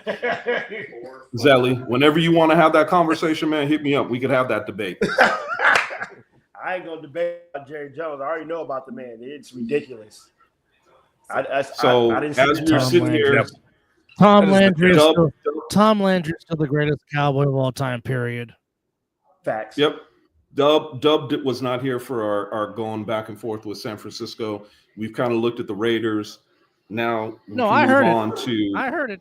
Well, no. But I would have liked to have gotten your thoughts. I would like to have gotten your thoughts on some of the stuff we were talking about. Well, again. Tell them encyclopedia. Again, here's the thing: you don't need to upgrade the skill position because you have that. But like, I mean, he is excited. But like I still said, is you have to find a center because Jake Brindle's not it. Now again, you drafted the right guard in Puny. He's the right guard of the center, but you got to make sure your left guard, your left tackle, your right tackle, and your center is set. And like I said, Ryan Kelly, it would be great to have in free agency. Because I think you want your center to be a veteran, and then you can easily blend in the rookie center as he watches and develops under the vet. But you have to start as we all know, and Dan Deard has said this on every time he broadcasted the game, whether it be for ABC or CBS. Whoever controls the line of scrimmage wins the football game. That is like death in Texas. Death. Taxes and the line of scrimmage wins football game. Yeah, point blank. I mean, you start winning games in the trenches. Period. Yes, period. Because before Harbaugh got there, they're talking in the background. Go ahead, Doug. Before Harbaugh got there, now Scott McCloughan was a very good GM. Unfortunately, he had alcohol issues, and which is why he was no longer the GM. But before Harbaugh got there, Scott McCloughan did a fantastic job doing what? Drafting in the trenches. He drafted Joe Staley. He drafted Anthony Davis. He drafted Mike Iupati. You know, those guys. He drafted I forgot the other left guards. The other guard's name, Alex Moon. But he drafted all those guys, and thus when Harbaugh got there, he was able to utilize them with that. Now, again, it's how you develop them when you come in, because a lot of times when you come into a situation, when you come into a situation, it's not necessarily your guys, but if you know how to win with them, you can do it. Now, again, the problem I also think is Kyle has to take. I know he won't.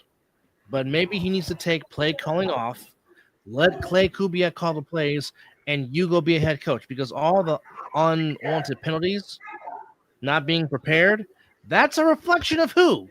The head coach. That's on you, Kyle. Delay game stuff, that's on you. You're the head coach. Yep. All the time out. And the play caller. That's all on you. Also as well. Okay? Maybe you need to take a step back and observe the whole thing. Why do you think John Madden had Tom Flores? Why do you think Eric Coryell had Joe Gibbs before Joe Gibbs became the head coach of the Redskins? Why do you think Tom Landry had Mike Ditka and Dan Reeves as a part of his coaching staff before they became head coaches? But what the hell do I know? I don't know a damn thing. I know nothing. Yep. But can you put up the passion? Again, ego's bigger than his head. That's why. We've been on that. But even he's never going to be able to get out of his own fucking. Your dad had Gary Kubiak, Kyle. He didn't win a Super Bowl until Kubiak became his OC, and you had Terrell Davis, for crying out loud. But again, I know nothing. I just co-host 3 podcasts, and I'm a recurring guest on another. I don't know nothing. Well, none of us do. Apparently not. We know enough for the other podcasts to be able to talk about it, but apparently the coaches and shit. I have no idea what you're talking about. Chris coaches wide receivers, but he doesn't know nothing about getting his receivers open. He doesn't know nothing. No idea. By the way, I'll tell you what, the Eagles are letting the Green Bay Packers hang around in this football game. Yes, they are.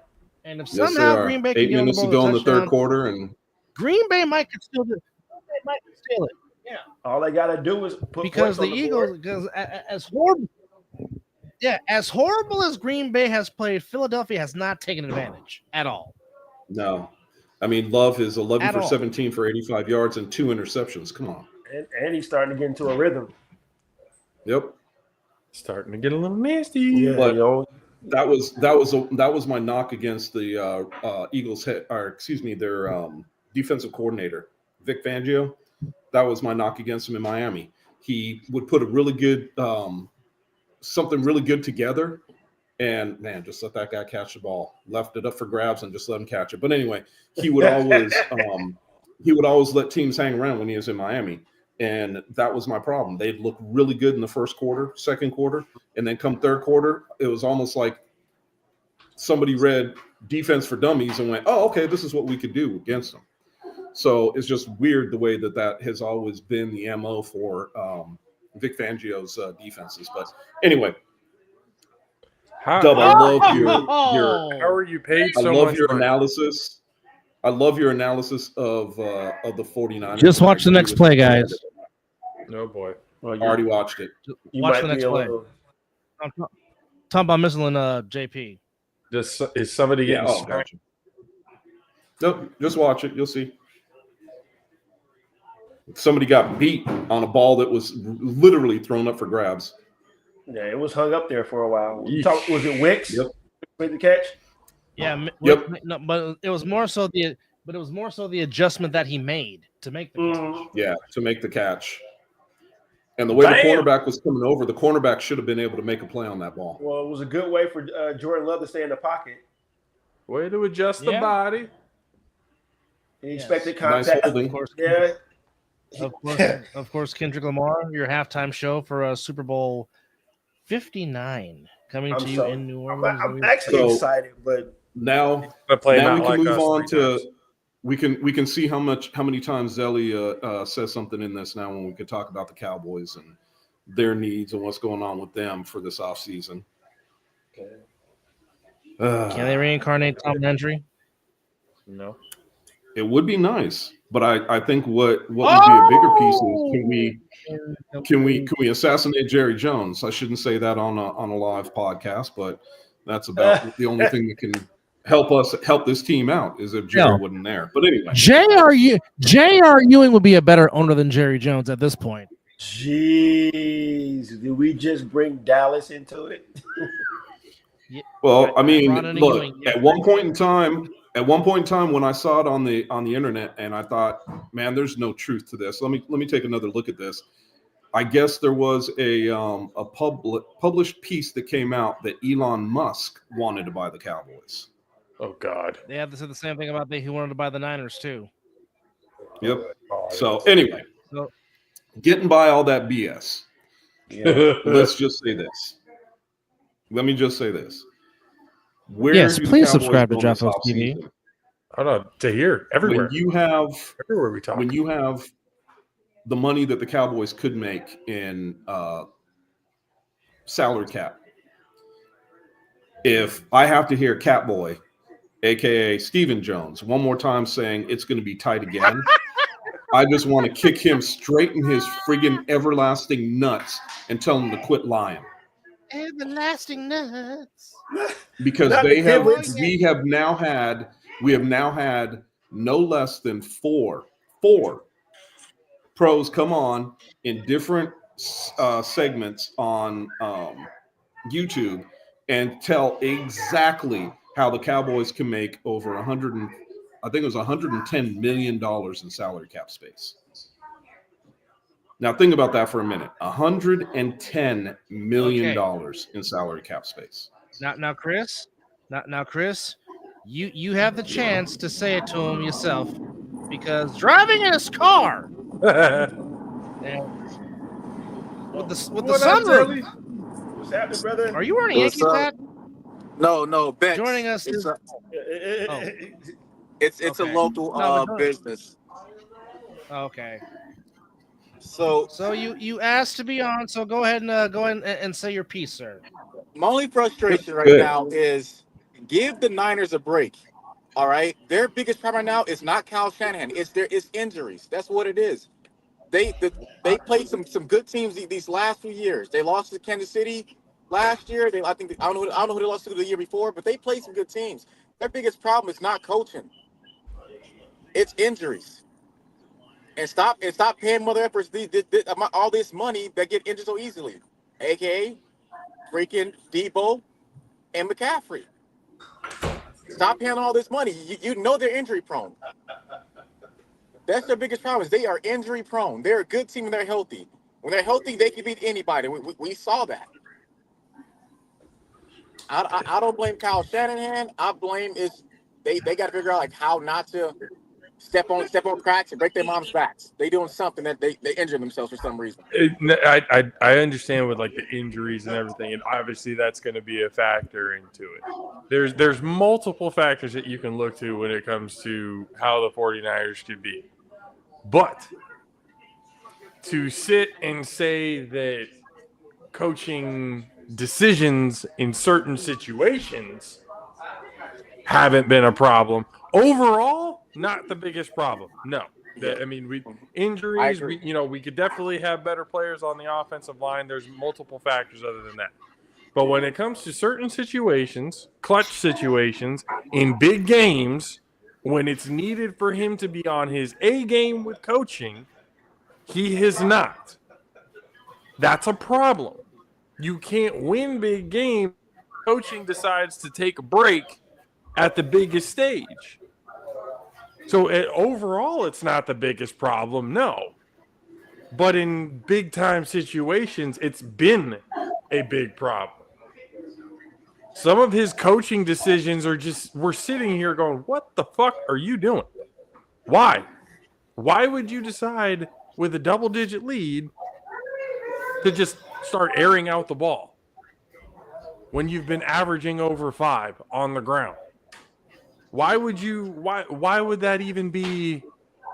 You're supposed to get rid of the clock. That first loss that they had against KC, you gave Patrick Mahomes 4 or 5 possessions in the fourth quarter with under 10 minutes because each one of your drives didn't last over a minute. That's a coaching mistake. Those are decisions he needs to live with, that he keeps coming to every goddamn press conference saying, "Oh, I'll learn from it next time. I'll learn from it next time." And well, it's been 3 fucking times and you haven't learned from it. I agree, but my only question is, has he been doing this before? Like he did it in Atlanta, 28-3. So my argument is, like, I can argue about my coach Dan Campbell for he left how many points last year on the board when he could kick the field goal instead of going for it. Could have. He's staying consistent. At least he's staying consistent. And yeah, we know who Dan Campbell is. And you guys have seen both parts of it, good and bad. But at least you got a consistent coach. You know what I'm saying? At least he's sticking to what he's been doing. But the thing is, he isn't. What I'm saying is every year we've made it to the Super Bowl. Not a bad team. Every year we've made it to the Super Bowl, it has always been our run game that has been absolutely elite, and most of the reason why we got there. Mm-hmm. But then when we get to either the NFC Championship or the Super Bowl, we decide to go completely away from that, even though nobody can stop our run game. That's a coaching error. That's a coaching problem. You don't understand what's going on. You don't understand that nobody can stop you on the ground. You have a lead. Run the fucking ball. But no, my quarterback didn't throw more than 9 times, so I got to prove to the fucking media that he's a Super Bowl MVP. No, that's stupid. That's a detriment to your team. That's an ego problem. That's getting in your own fucking way. I heard you saying. And the longer that keeps happening, the more that's going to be a problem in the locker room, because everybody's going to recognize all this fucking talent that we have, yet we're not hosting Lombardi. Why? And the common denominator is coaching decisions in clutch situations. And injuries. By the way, it's first and goal Green Bay. But when we get to the Super Bowl, we're not talking about injuries. Everybody's healthy. We're Super Bowls. So when everybody's healthy and we're fucking off in the coaching decisions, there's no other excuse. And you saying that you put it on Shanahan, right? If injuries are not a problem, then yes, it is all on Kyle Shanahan. Okay. At that point, you have all the necessary tools that you need to win the game, yet you don't know how to utilize them. You don't know how to manage the game effectively. I heard you saying not playing devil's advocate. Does Shanahan, does he call the offense or the defense? Just offense. But he's proven in those Super Bowl situations that he wants to take over the reins at be the final call defense as well. Yep. He's done that as well. That was one of the main reasons why Robert Saleh left. That year they went to the Super Bowl. Robert Saleh was the DC. They were making Patrick Mahomes look absolutely pedestrian. But then Kyle wanted to take the fucking reins, and look what happened. Yep, that's true. He can't get out of his own fucking way. His ego is too inflated. I don't know what it is. But he says he's going to learn from his mistakes. He never has. At what point do you keep doing the same thing before you call yourself insane? It's the same shit over and over again. Yes, we're winning games. Yes, we're getting to these points. But we're always ending up at heartbreak because our coach can't get out of his own fucking way when it comes to him trying to prove his ego to everybody in the world. It doesn't make any sense. You rather get rid of him then? I've always asked this question. If Pittsburgh is willing to get rid of Mike Tomlin, would I be willing to take Mike Tomlin over Kyle Shanahan? With this roster, I might. What does Mike Tomlin coach? What does he call? Mostly defense, I would assume. Who would he bring in as the OC? You can still keep Kubiak or whoever as an OC and be able to be effective. And you think bringing in Michael will be better for you guys? I'm asking. I don't have a yes. I'm just asking. This is me asking. I only say it because I think, again, with Mike Tomlin, when you give him a solid roster and, all of these playoffs, it's like, oh, well, he has a playoff drought and he hasn't won that Super Bowl. I was like, okay, that Super Bowl that Mike Tomlin won, that roster that he had, has that not been the best roster that he has ever had in his coaching career? It is nothing but downhill since then. Nothing better than that one. Nothing better than the one that he had. It has all been downhill since then. And then when Big Ben left and Le'Veon and everybody left, it has been he has been having to do a whole hell of a lot with nothing at all. Either he's the locker room, the shit's not going right. All of his receivers are just wanting to be on TikTok instead of fucking playing on the field. And he's still been able to take these dysfunctional ass fucking players and take them to the goddamn playoffs. So it doesn't win when you get there because, again, you have the dysfunction. But if you give Mike Tomlin a solid roster, a roster of players who are obviously, when it comes to the 49ers, are very selfless because a lot of them are willing to take paychecks in order to keep the team together or to pay cuts to keep the team together. That's how selfless they are. You give him that type of team. When he gets to the clutch situations where he knows what he needs to do, when he knows he needs to run the ball, I am more willing to bet the house with Mike Tomlin making that call in that clutch situation than I'm willing to put the reins with Kyle Shanahan. No question about it. You give Mike Tomlin championship situations. I will take him over Kyle Shanahan any day. Any day. 10 times out of 10 and twice on Sundays. I have no problem saying that. 10-3. 10-3 Eagles over the Packers in the third quarter. They got a game now. What's the score for that game? 10-3. 10-3 Eagles. The Eagles. 49ers have always had a good roster, and that's always been like people want to blame the injuries. Sure, you have certain injuries, certain things. I believe injuries is like the biggest, like for example, this season.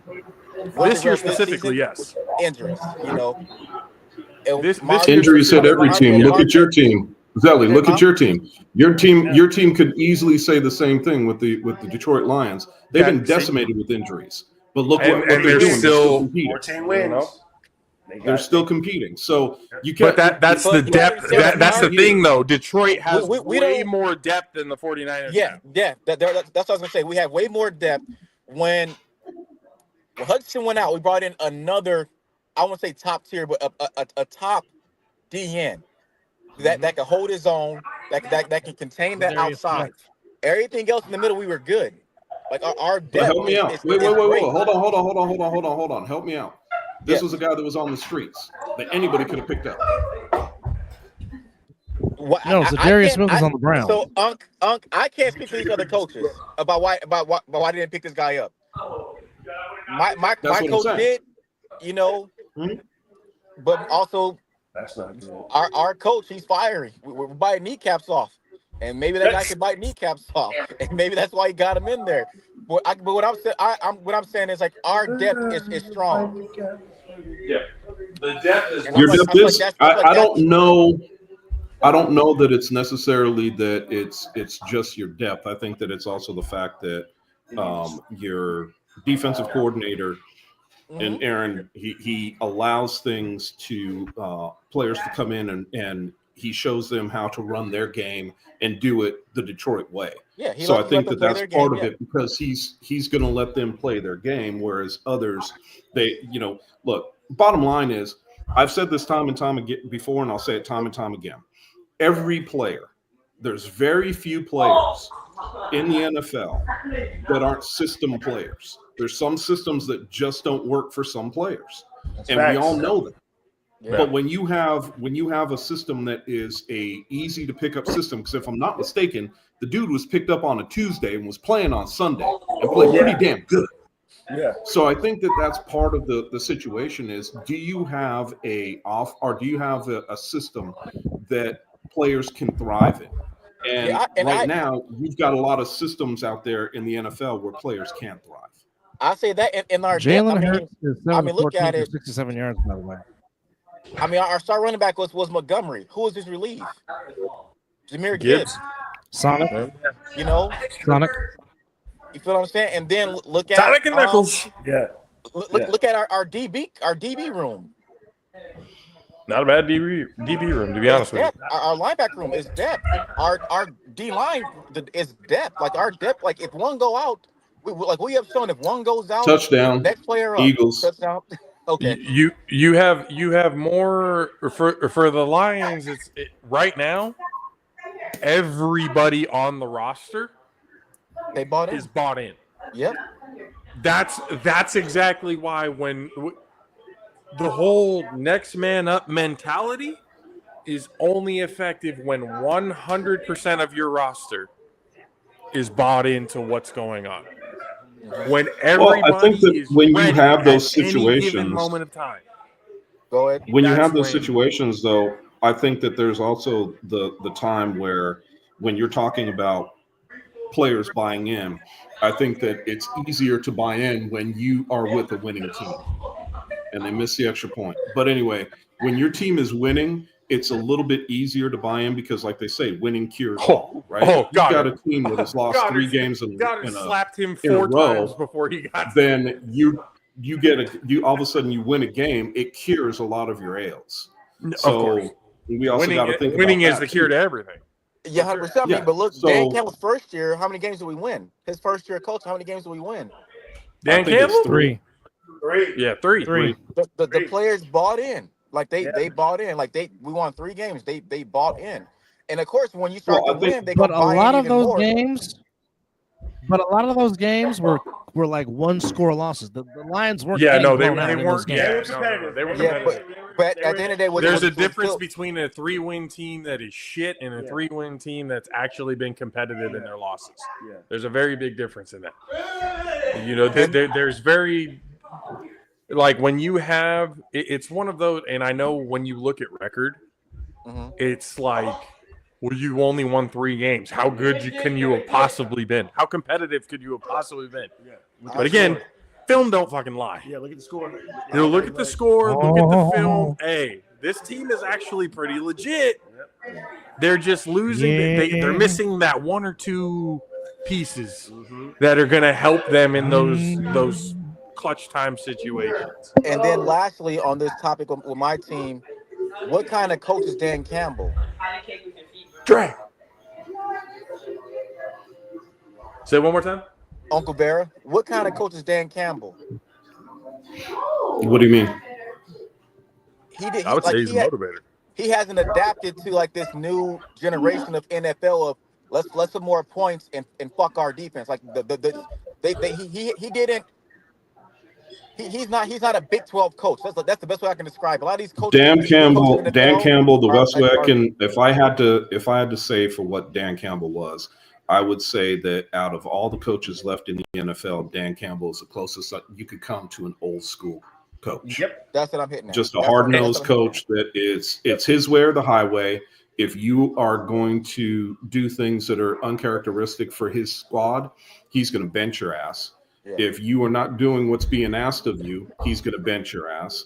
And he doesn't care what your name is. He doesn't care. The name on the front of the jersey for Dan Campbell means more than the name on the back of the jersey. And to kind of piggyback off of that, he has figured out a way where current old school coaches haven't, to be able to get that old school mentality of like team first, rough, like let's fucking do this together type of stuff. He's figured out a way to get that through to the younger generation that's come in. However, I think that Dan Campbell has drafted. He's figured out some sort of way. I would describe Dan Campbell as like a motivator. He's reliant on his offensive coordinators and defensive coordinators and stuff to get things done, which is, I think, for a head coach, that's key.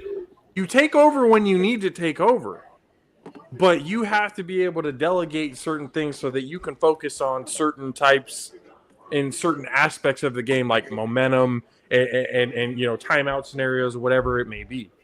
You have to be able. But I think that Dan Campbell has done a great job because being able to rely because on of who Dan Campbell is and being the throwback. I think that Dan Campbell has done, because you get to interview the people you want to draft, and I think that Dan Campbell has done him and his coaching staff has done a really good job of the players that they have chosen to draft. Not just him, and I think that one of the things Brad Holmes.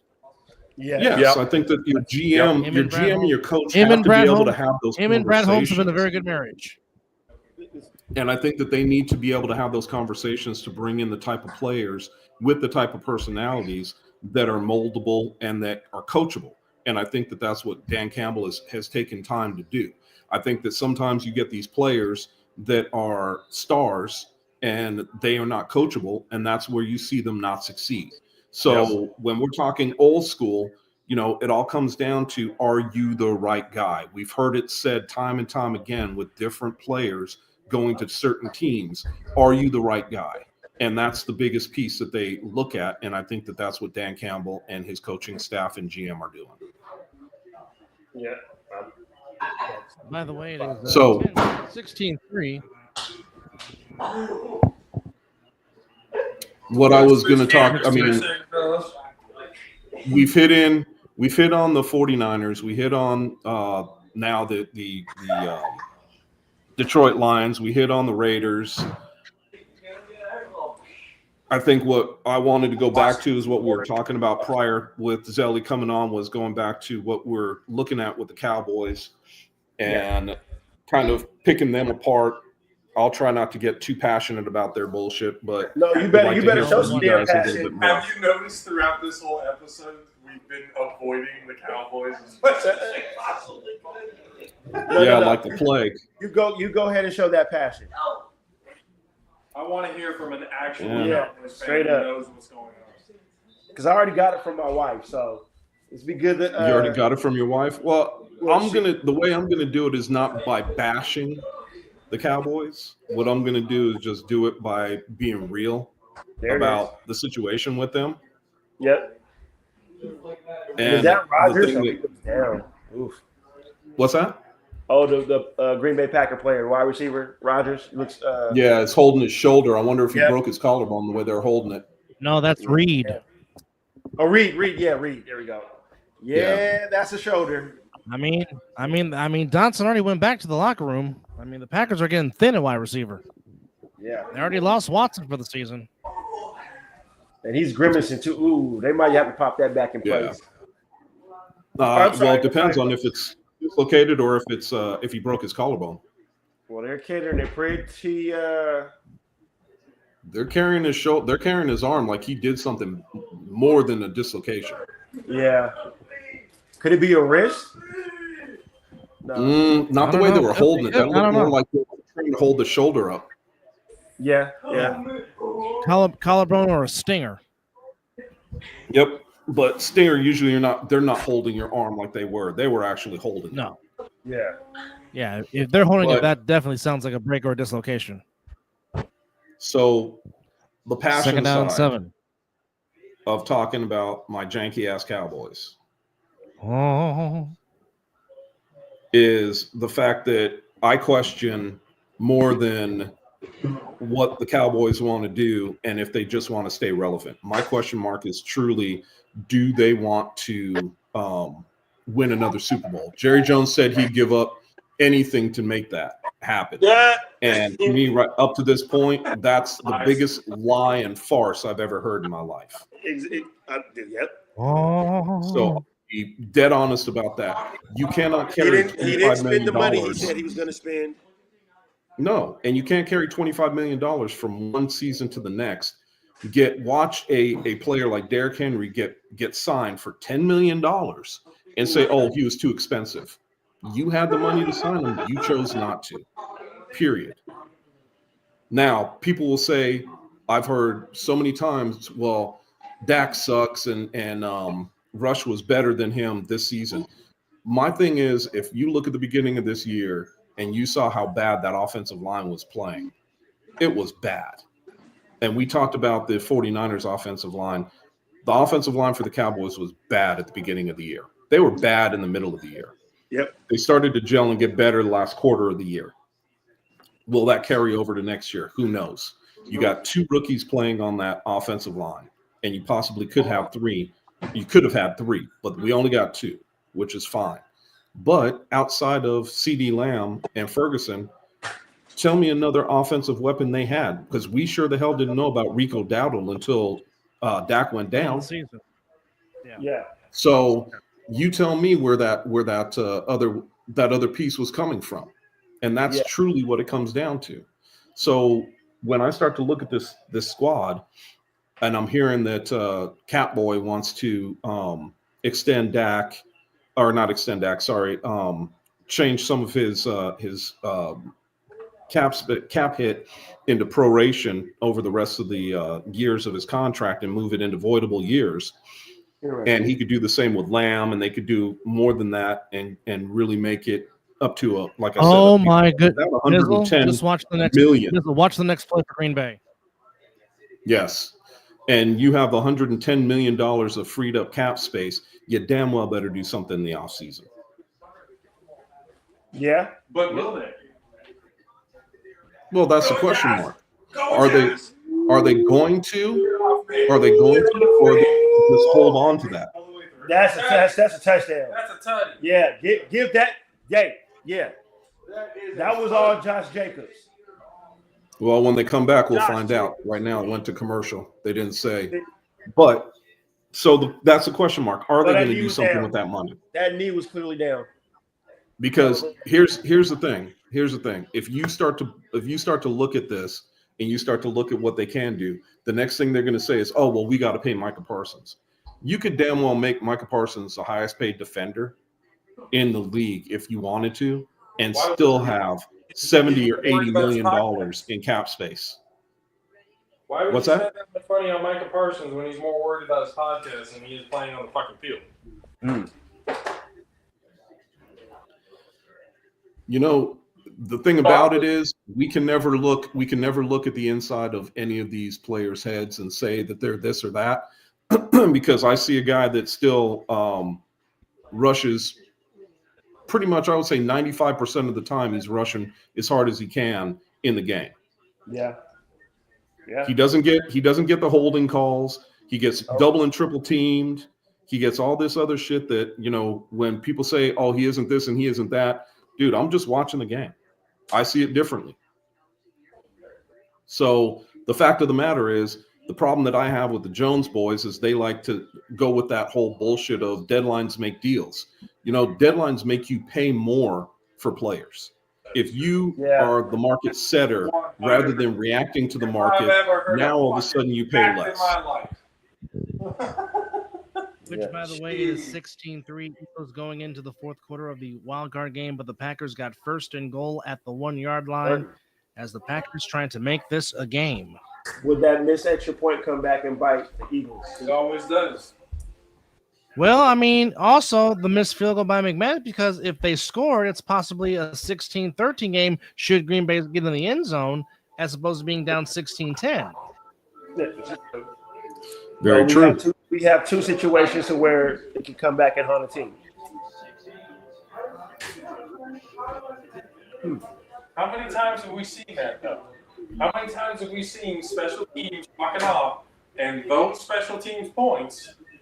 We can talk about any football game, really. Championship points in the 87 NFL. Extra points and 3-point attempts in the NFL. We can talk about any situation. How many times have we seen when special teams fucks up in that situation? How many times do they lose by that amount of points? Yeah. They either can be able to tie it or go ahead by those points, but they fucked off with them. Touchdown. Way too many times. Yeah. Touchdown, Green Bay. Look at them. Extra point away, making this a one-score game. Philly fans are going to be pissed if this goes. That's if why this goes south. That's why you asked if that extra point was very valuable. They're going to go back to fire Nick Sirianni again. I guarantee you. The little Giants. That's what happened right there. The icebox. Annexation of Puerto Rico. Yeah, buddy. Yeah, Josh Jacobs is not going to be denied at all. No, not at all. Probably one of the best pickups for Green Bay I've seen. Yes. Agreed. And one of the worst let-goes from the Raiders. No, you guys have to remember the Raiders offered him more money. He took less money to go to Green Bay. So that says something about your organization than it says about it. Well, he wants to win, and how can you not blame him for that? Exactly. I would rather go play in cold-ass Green Bay, Wisconsin than to play in Las Vegas. Well, he's playing meaningful football. Well, but here I'll give Jacobs the props because you hear guys say all the time, "I want to go win," and then they go to a crappy team and lose because they're getting paid. Here's a guy that actually did what he said. Exactly. Yeah. Exactly. I mean, that's why I'm not mad. Would I love to see this in this deal? Yes, but can't hate on the man for going to make a decision for his career. Well, his story of living in his car will forever make me a fan of his. Just off top. I mean, to do Alabama couldn't pay him what they paid Derrick Henry and Mark Ingram. They couldn't get him a place. That's fucked up. Well, again, he was who's he sharing the backfield with that year he was there? God, who was he? There were some. Was it Ingram? No, it was Gibbs, wasn't it? When he was at Alabama. No, it might have been. It might have been. No, it could have been Gibbs. Was it like Gibbs was there like his freshman year? I think. Who was it at that point? A little bit. Hold on, I'll check it out. Go ahead. Fill the dead air. I'll figure it out. I'll find it. Give me a sec. It is 16-10. It is 16-10 Eagles in the fourth quarter. And the Packers have fought and have kept them alive, and have Green Bay has a chance to win this game because the Eagles' offense has not been a factor at all. And as Jordan Reed is walking off to the locker room, it looks like Dobbs, concussion, Reed, shoulder. Green Bay is hurting with playmakers. Yeah, yes, they are. Well, again, the lower seed, which would be the Packers, because the Packers are the 7th seed. If they were to win, they would be the one going to Detroit to play the Lions, and the winner of the Buccaneers, the Commanders would play the winner of the Vikings and the Rams. Well, what a dandy we gonna have to have with those Bills and Ravens though. That should be very entertaining to watch. Ronnie Clark, Josh Jacobs. Let's see, those are the only two I'm seeing so far. I'm looking at the roster for Alabama in 2018 during that junior year before he came out. Oh shit, Najee Harris was on that team. Okay. Oh Najee wow. was on that team as well. So you had Najee, you had Josh Jacobs, and you had Ronnie Clark. Devontae Smith was also a part of that team. Jalen Hurts was also a part of that team. Devontae Smith that won the Heisman. Trayvon Diggs was a part of that team. That 2018 Alabama team was Mac Jones. Oh shit, Henry Ruggs. We don't really, Jesus. Talking about a waste. What could have been for real? Like damn. To make that decision. To Deontay Thompson, Xavier McKinney. That was a Jalen Waddle. Like, they had a squad in 2018. Holy shit. They sure did. Brian Robinson Jr. was also a part of that team. Jesus fucking Christ, what a backfield. Yeah. No playing time. And then Jerome Ford as well. Damn. That's why Josh Jacobs' legs was kind of fresh when he came into the NFL. He didn't get ran that much. Didn't have to. Yeah, that's why. No, you had a 5-man rotation and running back like you're playing baseball. What? 3rd and 1 for the Eagles at the 49-yard line. And here comes the push. Saquon Barkley might be the reason why running backs start becoming a factor.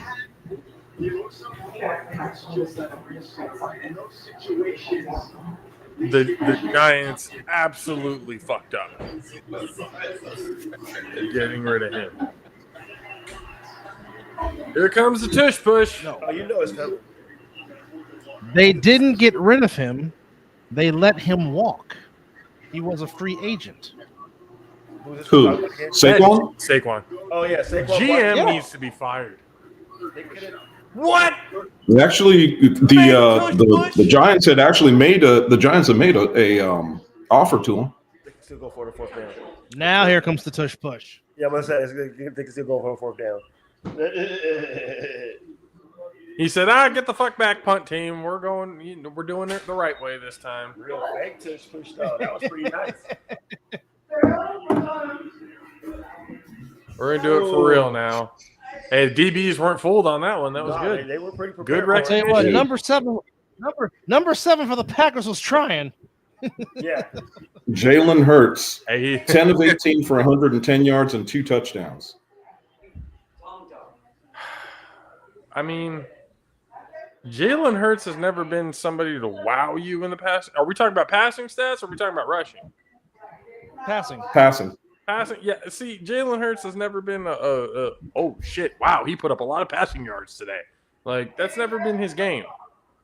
Yeah, like he averages around. He can get what? He's got a 300-yard game, but he more in the 200-yard. Some people won't really admit it, but Jalen Hurts is just another effective game manager who can run. Saquon Barkley running the ball. Well, I mean, exactly. Makes it a lot easy for you to just. Jalen Hurts has that ability to run and stuff like that. But he's a really effective game. He's almost Russell Wilson-esque.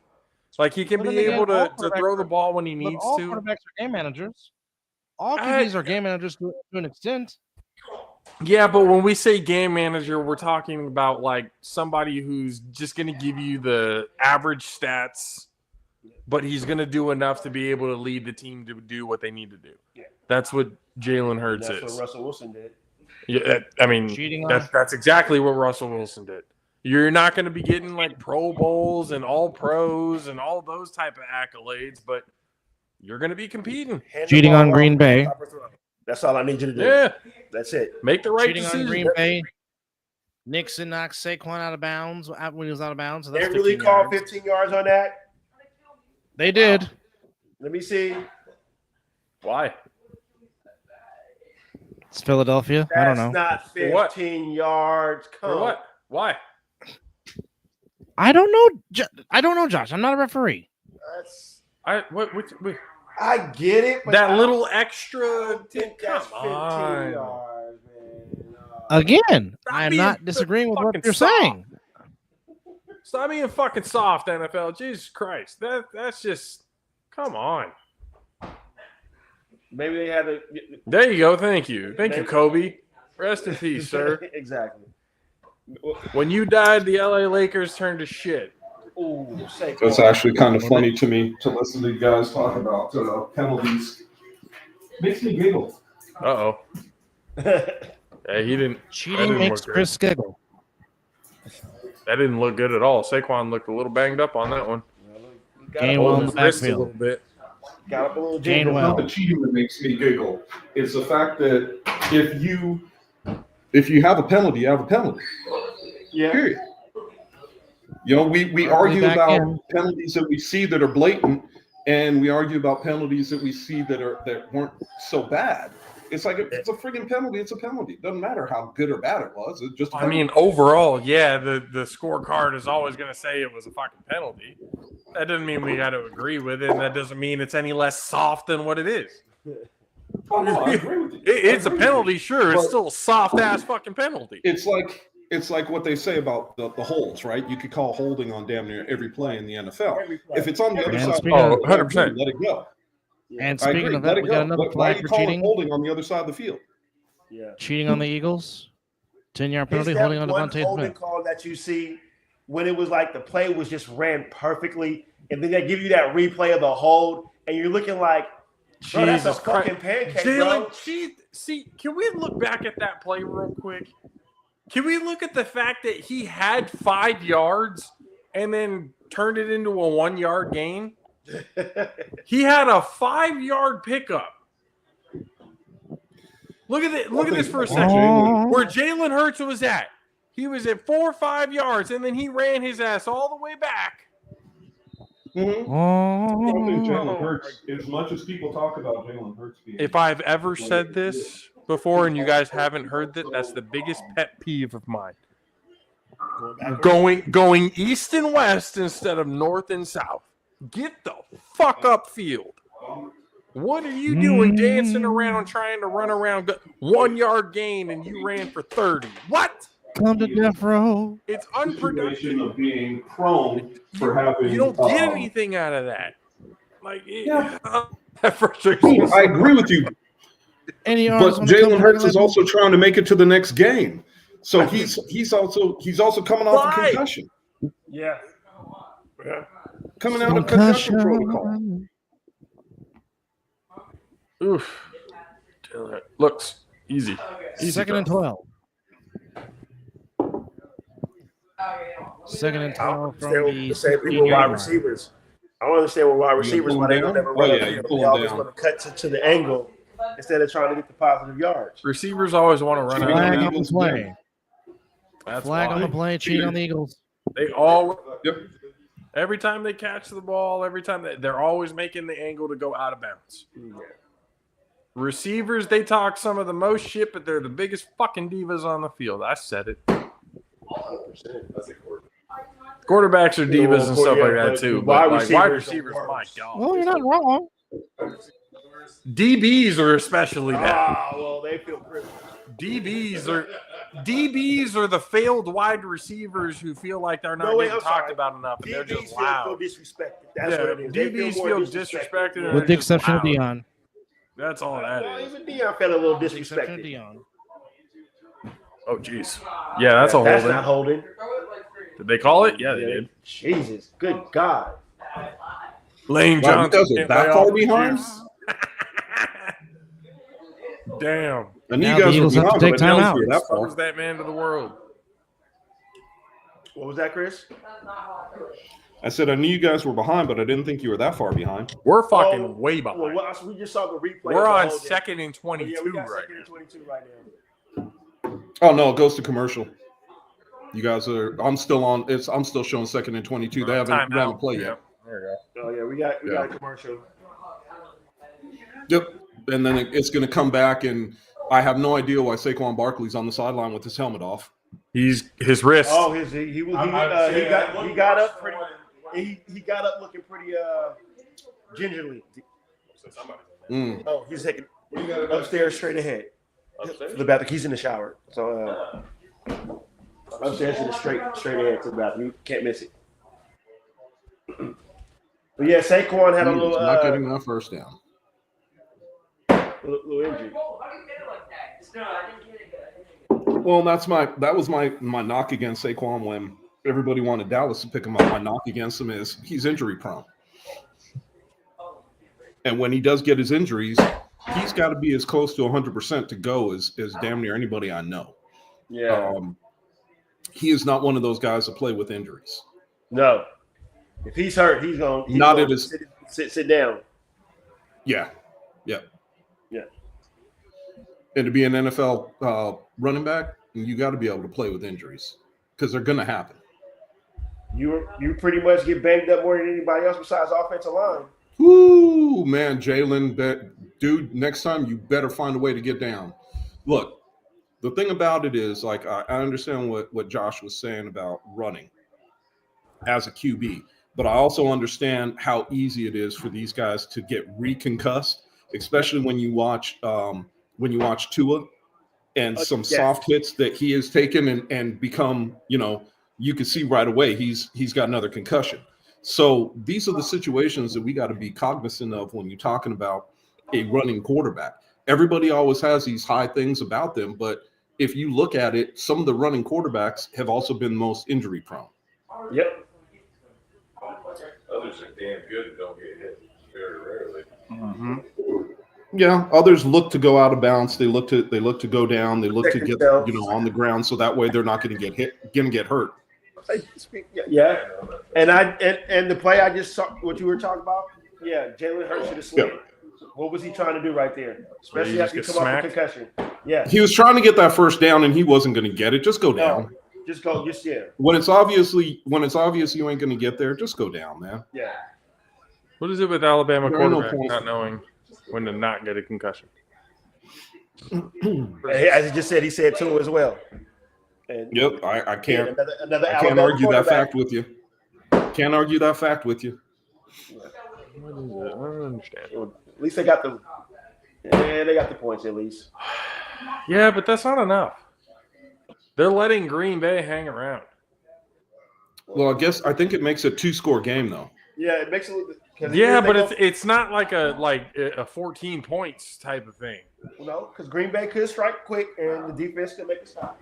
It could turn to a 1-score game. A touchdown and a field goal puts you ahead. That's not really that huge.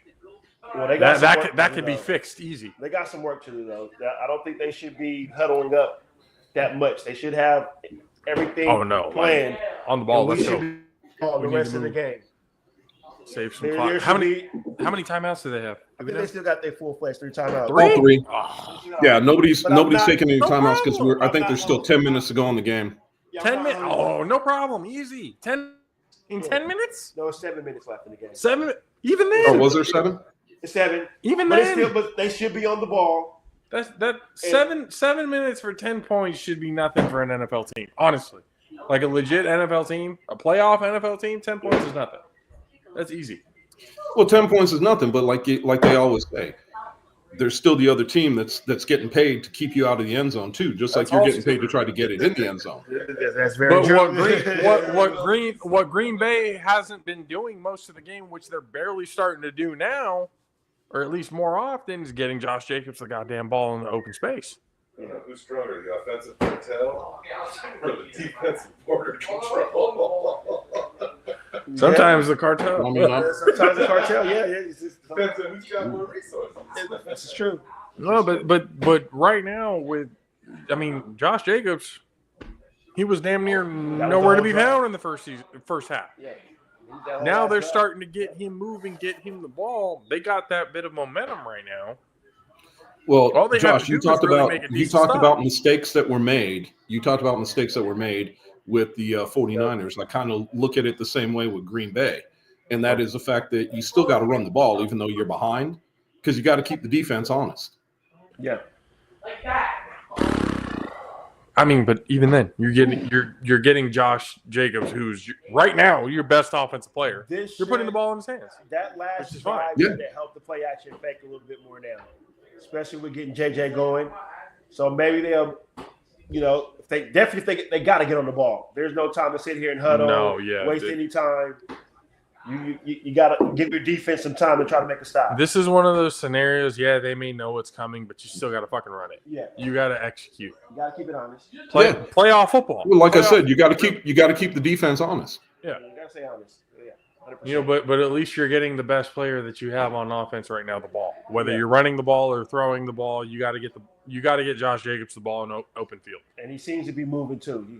Right now, especially fake handoff. The Eagles defense is having a very hard time containing Josh Jacobs right now. Ooh, nice move, Josh. And they're way fucking. You guys will see the move here in a second. We're still on the kickoff. Oh damn it! But he's. Hey, but Josh Jacobs is limping off. Look at AJ Brown. Oh, is he reading a book? One catch, 10 What yards. are you doing, man? Bro, he's reading a book. But he's limping off the field. Dub, did you see him? Read the book. Football for dummies. Just kidding. Football for dummies. AJ Brown. It might be. You never know. It might be wide receivers for dummies. Nah, bro, he's reading some romance fantasy novel. That's what he's reading on there right now. Or maybe that doesn't help that during Leonard's throw 2 kicks. Oop. Okay. Yep. Okay. Get Josh Jacobs the ball. Yep. Open field. Good move. Oh. Yep. Okay. Sure, 2 of them out. Yep. Fellas, but watch the end of the play. Oh, watch the end of the play. Yeah, getting up a little slow. That's that ankle. A little gimpy. Yep. Actually, that might be a And he's still not back in the game. Wait a minute. Let's see. No, Wilson is running in and he's trying to walk it off. I don't know. Oh, yeah, that might be that ankle. He's got 81 rushing He's still. yards. They're still showing him walking and limping on the sidelines. 120. Oh, man. Something in the leg. Wilson needs to fucking. But didn't Josh have the calf injury earlier in the season? Aggravated? I wouldn't put it past it. Could it be a hammy? So I'm just wondering, because right now he's keeping everybody away from him. Well, yeah, he didn't want somebody to come take his fucking helmet from him. No. That's that I'm saying competitive medically. fight. Medically, he's keeping everybody medically away from him and just walking around. So there's a reason for in this that. game. There's a reason for Oh, that. yeah. You know Josh will It goes without say. He will try to play through injuries. That's one thing I know about Josh Jacobs. Okay, fourth down and 3. At some point, Packers. bro, I know. that doesn't help. It doesn't help. It doesn't. I get that warrior spirit. I really do. I honestly understand it. I've had to be going for somebody that the coach tells, like, bro, sit your fucking ass down. You're not going to be able to. And they get like, coach, I'm good. They did not get it. Sit down. They did not get it. like you got to be able to save players from themselves sometimes. God damn, that was that you do. Dude, really right on the freaking line. Throw it the fuck out. We're not Dude. running this no Look more. at this play. Dub, that was a good throw. Good catch. Too bad his foot was on the line. Oh. That was a terrible run call. Okay, we're gonna see the So- fourth. 4th and 3. Well, they got it. I'm assuming, right? Nope. No, they didn't. No. According to what the nope, didn't get it. Oh, Watch the play. Watch the play. The He caught it. momentum Great is- catch. I thought they had it. No toe drag. Toe drag swag on that one. Clearly on the line. Clearly on the line. It's clearly out. Oh, come on. clearly out. See that from there, Heath. What are you doing, bro? Now, was it the throw That or the was route? that was the fucking. He went lazy with it. Yeah, he did. He had no field awareness on that. He could have easily got his foot in more bounds. room than what he had. Correct. He had no spatial awareness on that. He should have cut the Close though. It's close, but you gotta have more if he on that catch. You can tell he's like, "Oh, I got it." No, if he would have cut it shorter, he would have been clearly in bounds. That's what I said. If he cut the route a little short, like that's on the receiver there. That's all on Heath. the ball was delivered. It was 110% on the receiver on that one. Yeah, no, we can't, because you can tell as soon as he looked at his, I thought I had more room. Yeah, no, you didn't. Otherwise, you wouldn't have fucking taken that so goddamn lazily. Glad you're hanging out with us here on this episode, talking through the playoffs and going through what. And it's just fun. We can talk shit. In the off That's season. the point of the show. And seriously talking some ish. Exactly. Fuck that guy. The whole part of the show. Yes, talking ish about our teams that we root for, and some of this ish play calling by both of these teams. But the nightcap, Buccaneers and Commanders from the pirate ship in Tampa, Florida. Let's go, Commanders. Let's go. Fuck you, Baker. From the pile of shit in well, we know who JP's rooting for. Let's go. Jaden Daniels, Commanders, let's go. But, I want this. What are the keys, or what's the main matchups you guys are looking forward to in this nightcap, a rematch? As we said from week one, which the Buccaneers did win 37-20, but obviously the Commanders are playing different. Jaden Daniels needs to continue to play calm, cool, and collected the way he's played all year long. I will say it this way. If Jaden Daniels rushes for 50-plus yards, the Commanders are winning the game. I think I'm going to be honest with you, if he has to rush for 50-plus yards, it's going to be a struggle. It's going to be a struggle for the Commanders if he has to run that much. I don't doubt that they would win, but if he has to run that much, it may be a problem. It's not a matter of having to. I'm saying that they're going to do that to keep the defense honest. And that's why I'm saying if he rushes for 50-plus yards, they're going to easily win this game because they're going to keep the defense off kilter, and they're not just going to be able to pin their ears back and come after them. You know there's going to be a lot of RPOs. Even Heath knew he fucked up on that one. So you'll see a lot of RPOs with That was the moment that he knew he had fucked up. And then right. Chris, now, Chris, let me ask you this: when keeping it real goes wrong. In regards to your Cowboys, did you read today's article? Which article? I read like 5 of them. About Ashton Genty. Oh yeah, I'm with him. Go, God, please no. No. What was it? I'm not about to entertain this idea. Fuck no. This is coming from Ashton Genty himself. He said his dream is to play for the Cowboys.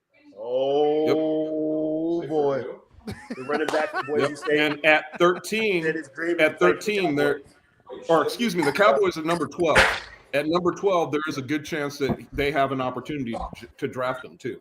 Sorry, no, I didn't hit that. Oh, sorry, I get it. Oh my goodness! Somebody call Marissa. Now, interestingly enough, to come consult JP right now. Somebody call Marissa right now. Dub, to answer your question, I'll answer it a different way. Okay. So there's 3 guys that were on, and you guys might be able to find it on Yardbarker and Bleacher Report. Yes. There are 3 Cowboy podcasters that were doing the draft on NFL.com or whatever. You can do the live draft just to have fun and see who you could take. Yeah. Every one of them said Genty was available to the Cowboys at 12 today. No way. When they did the fantasy draft. Yes. Oh, shit. 100% available to them. That's hopeful fucking thinking. Well, Josh, tell me in the top 12 or top 11, tell me another team that is running back needy. Well, who's in the top 11 right now?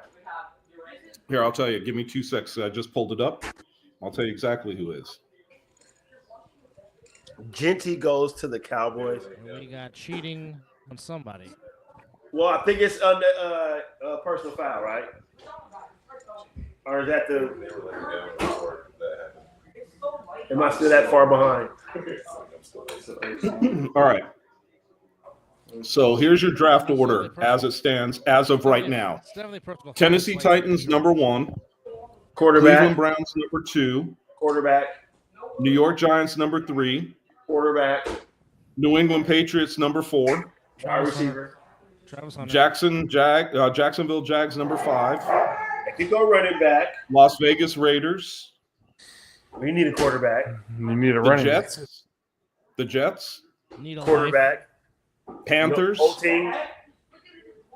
Need some playmakers the for Saints. Bryce Ooh, what do the Saints need? Wide receiver, possibly. Young, a head coach. Well, get that Right. The Bears, They need a good running back. Walter, They need a good running Walter back. Payton to be reincarnated. They could use a good running back to go with Caleb and with Aduze that and commit. So yeah, only problem is they already have they think that they have a running back. I think Swift is there. Yes. oh DeAndre Swift is there. That's true. So But they you- think I they already love- have a I running love back. Swift. No. I love Swift. I really do. 2 running backs is you can run Genty and Swift. They both You're not going to be able. interchangeable. You're not going to be able to win with just Swift. I agree. love him as a running back. I really do. I honestly do.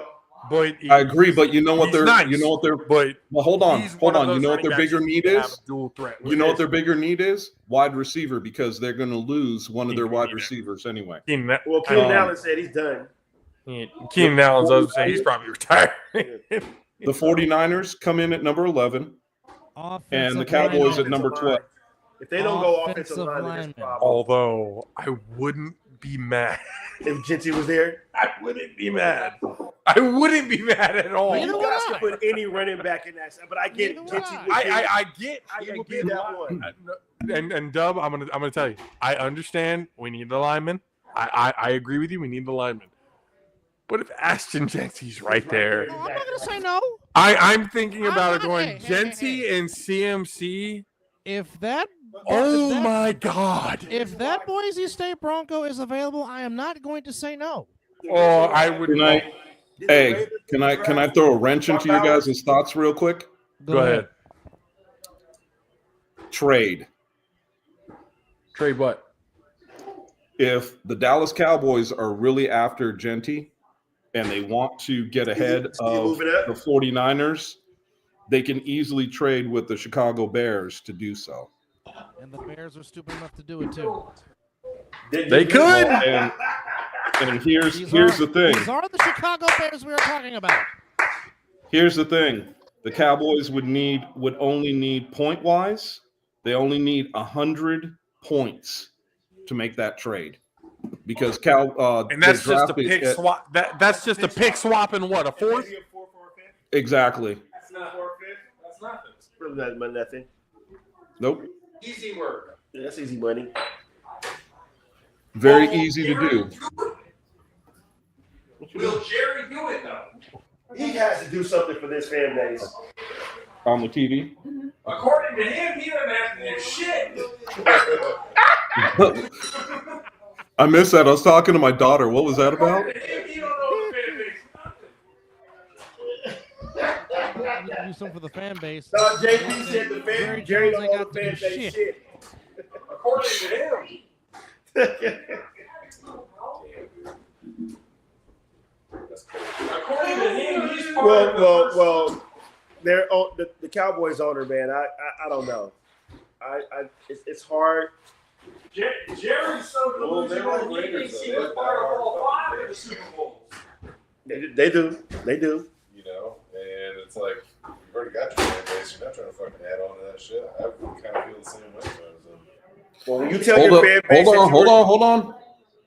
Hold on, fellas. We got a field goal attempt, 32-yard field goal attempt by the Eagles. Uh-oh. Hey, he is really reading a novel. AJ Yes. Brown is really reading a novel. Reading a novel. in a Yes, he is. playoff game. Did I not tell you it was a fantasy novel? Look at that. Look at that. Inner or something. He is reading a novel. Is AJ Brown don't give a fuck about this game. He's learning how to do yoga and blow himself. I'm sorry. I can't say that out loud. This is Damn. talking. I would have said to go. I would have said to go F himself, but that's just me. That's pretty close. He's kind of effing himself in the mouth. 32-yard. Why are we looking at this in suspense? What the Because how many doinks you have seen in football? Kickers Oh, they just took a delay game. Kickers have sucked all year. Nope, they called timeout and they just kicked the field goal. Okay. So it's 22-10. So it's a 12-point game now. Now it definitely is 2 scores. Yeah, that hit was brutal. That was the opening of the game. That was the opening kickoff. Man, they really packed those Green Bay. Yeah. You really did, dude. You dropped the ball. It looked like you got clothesline, like a WWE fucking clothesline. Hey. You just dropped it. I need another beer. Why did it go up? No, it's good. I appreciate it, though. Doing its job. I want to make sure. Actually, more fun than actually sitting here listening to it than sitting on my phone listening to it. Hey, this is what we do. There's nothing wrong with a nice live showing where it's. I want to get us to the point where we're like in front of a crowd, That would be awesome. like at a theater or some shit, That'd be cool. talking shit with everybody in the crowd. I want to get to that point. That's what I want to do. I'll let them ask questions and we respond to their Yeah. questions. And we'll talk shit about it. Q&As that's and a everything. Dumbass Fuck question yeah. to ask. What do you think? You know how hard it would be to get your fucking point across, though? It's like you guys would be on the same topic, but have more fucking people around. Join in. I'm not saying it's bad, right? I think it'd be You have to have some crowd control. Oh, for sure. Well, you have the person controlling. Like one person can speak. You give them the microphone. Then they speak, and then we answer the question. Then we move on to the next person. Yeah. Somebody asks a question, I go, you know what? I think that question was fucking stupid. Next one. Yes. Thank you. I think that was an uneducated ass question, is what that was. And you know what? They say there's no such thing as a stupid question. No, Sir, there is. There is. That was a stupid question. There is. I've never heard one until now. And you were very No such thing as a dumb I'm question sorry, except like, the dumb question that you whenever- just asked. Whenever I hear that, there's no such thing as a stupid question. Really? Is there? There isn't. Okay. You said Like I said, there's no such thing as a stupid question except the dumb question that you just asked. Exactly. Well, he's going down. Spot on. The fans are going to need Damn. to know that hey, So- we're not going to hold Well, punches. hold up. Smith just sacked Love, but the unfortunate thing is you also have 71, their offensive linemen for Green Bay, just go down with an injury. Oops. Yep. With 3 minutes left, they need 12 points. Yeah, it's kind of over unless a miracle happens. Well, I'll say this: the only person that would be more sensible. Oh, damn. Oh, man. Oh, wait till you see the replay. He just missed Wait it. till you see the replay. Oh, Friendly fire. Oh, okay. Oh, I don't even know if I replay. want to see it No, now. is it worse? Is it about as bad as how your quarterback went down? Oh, you'll see. I don't know if I want to You'll see see. it now. Oh. I don't know. Oh. My eyes are all on 71 right now. hurts. Oh, no! Oh, no! No. See what I'm I already saying? know. I don't want to watch. I don't want to watch. I already know. I already know. Those are the Why they're showing the replay of this, I'll never know. Those are the worst. You just had a Pigment. 300-pound fucking lineman roll up. Nope. I'm Nope. still still together somewhere. Hell no. No, I don't want to see the replay. God damn it. Oh, and then they show it again, too. In Oh, slow-mo, God. From a better angle. Ugh. Oh, God. Oh, no, he fucked up. Like, he probably broke his shin. Like, this whole bone right here There's is some like shit shattered in there. It got to be. that. Oh, yeah. It has to be some shit shattered in there. That looks like an ankle. Oh, no. That weight is already carrying 300 pounds. No, so That's true. you're That's true. carrying 300 pounds, and now another 300 pounder is coming into your leg while he's blocking yet another 300 pounder. Yeah, it's like, All that for hold on, look at this. Oh no, that's a break. That's a break. Hell no, that's a break right up here, right up here in the shin, right there. Ladies and gentlemen, thank you for joining the talking ish. Somebody is angry over there. Talking ish edition. Very angry. Yeah.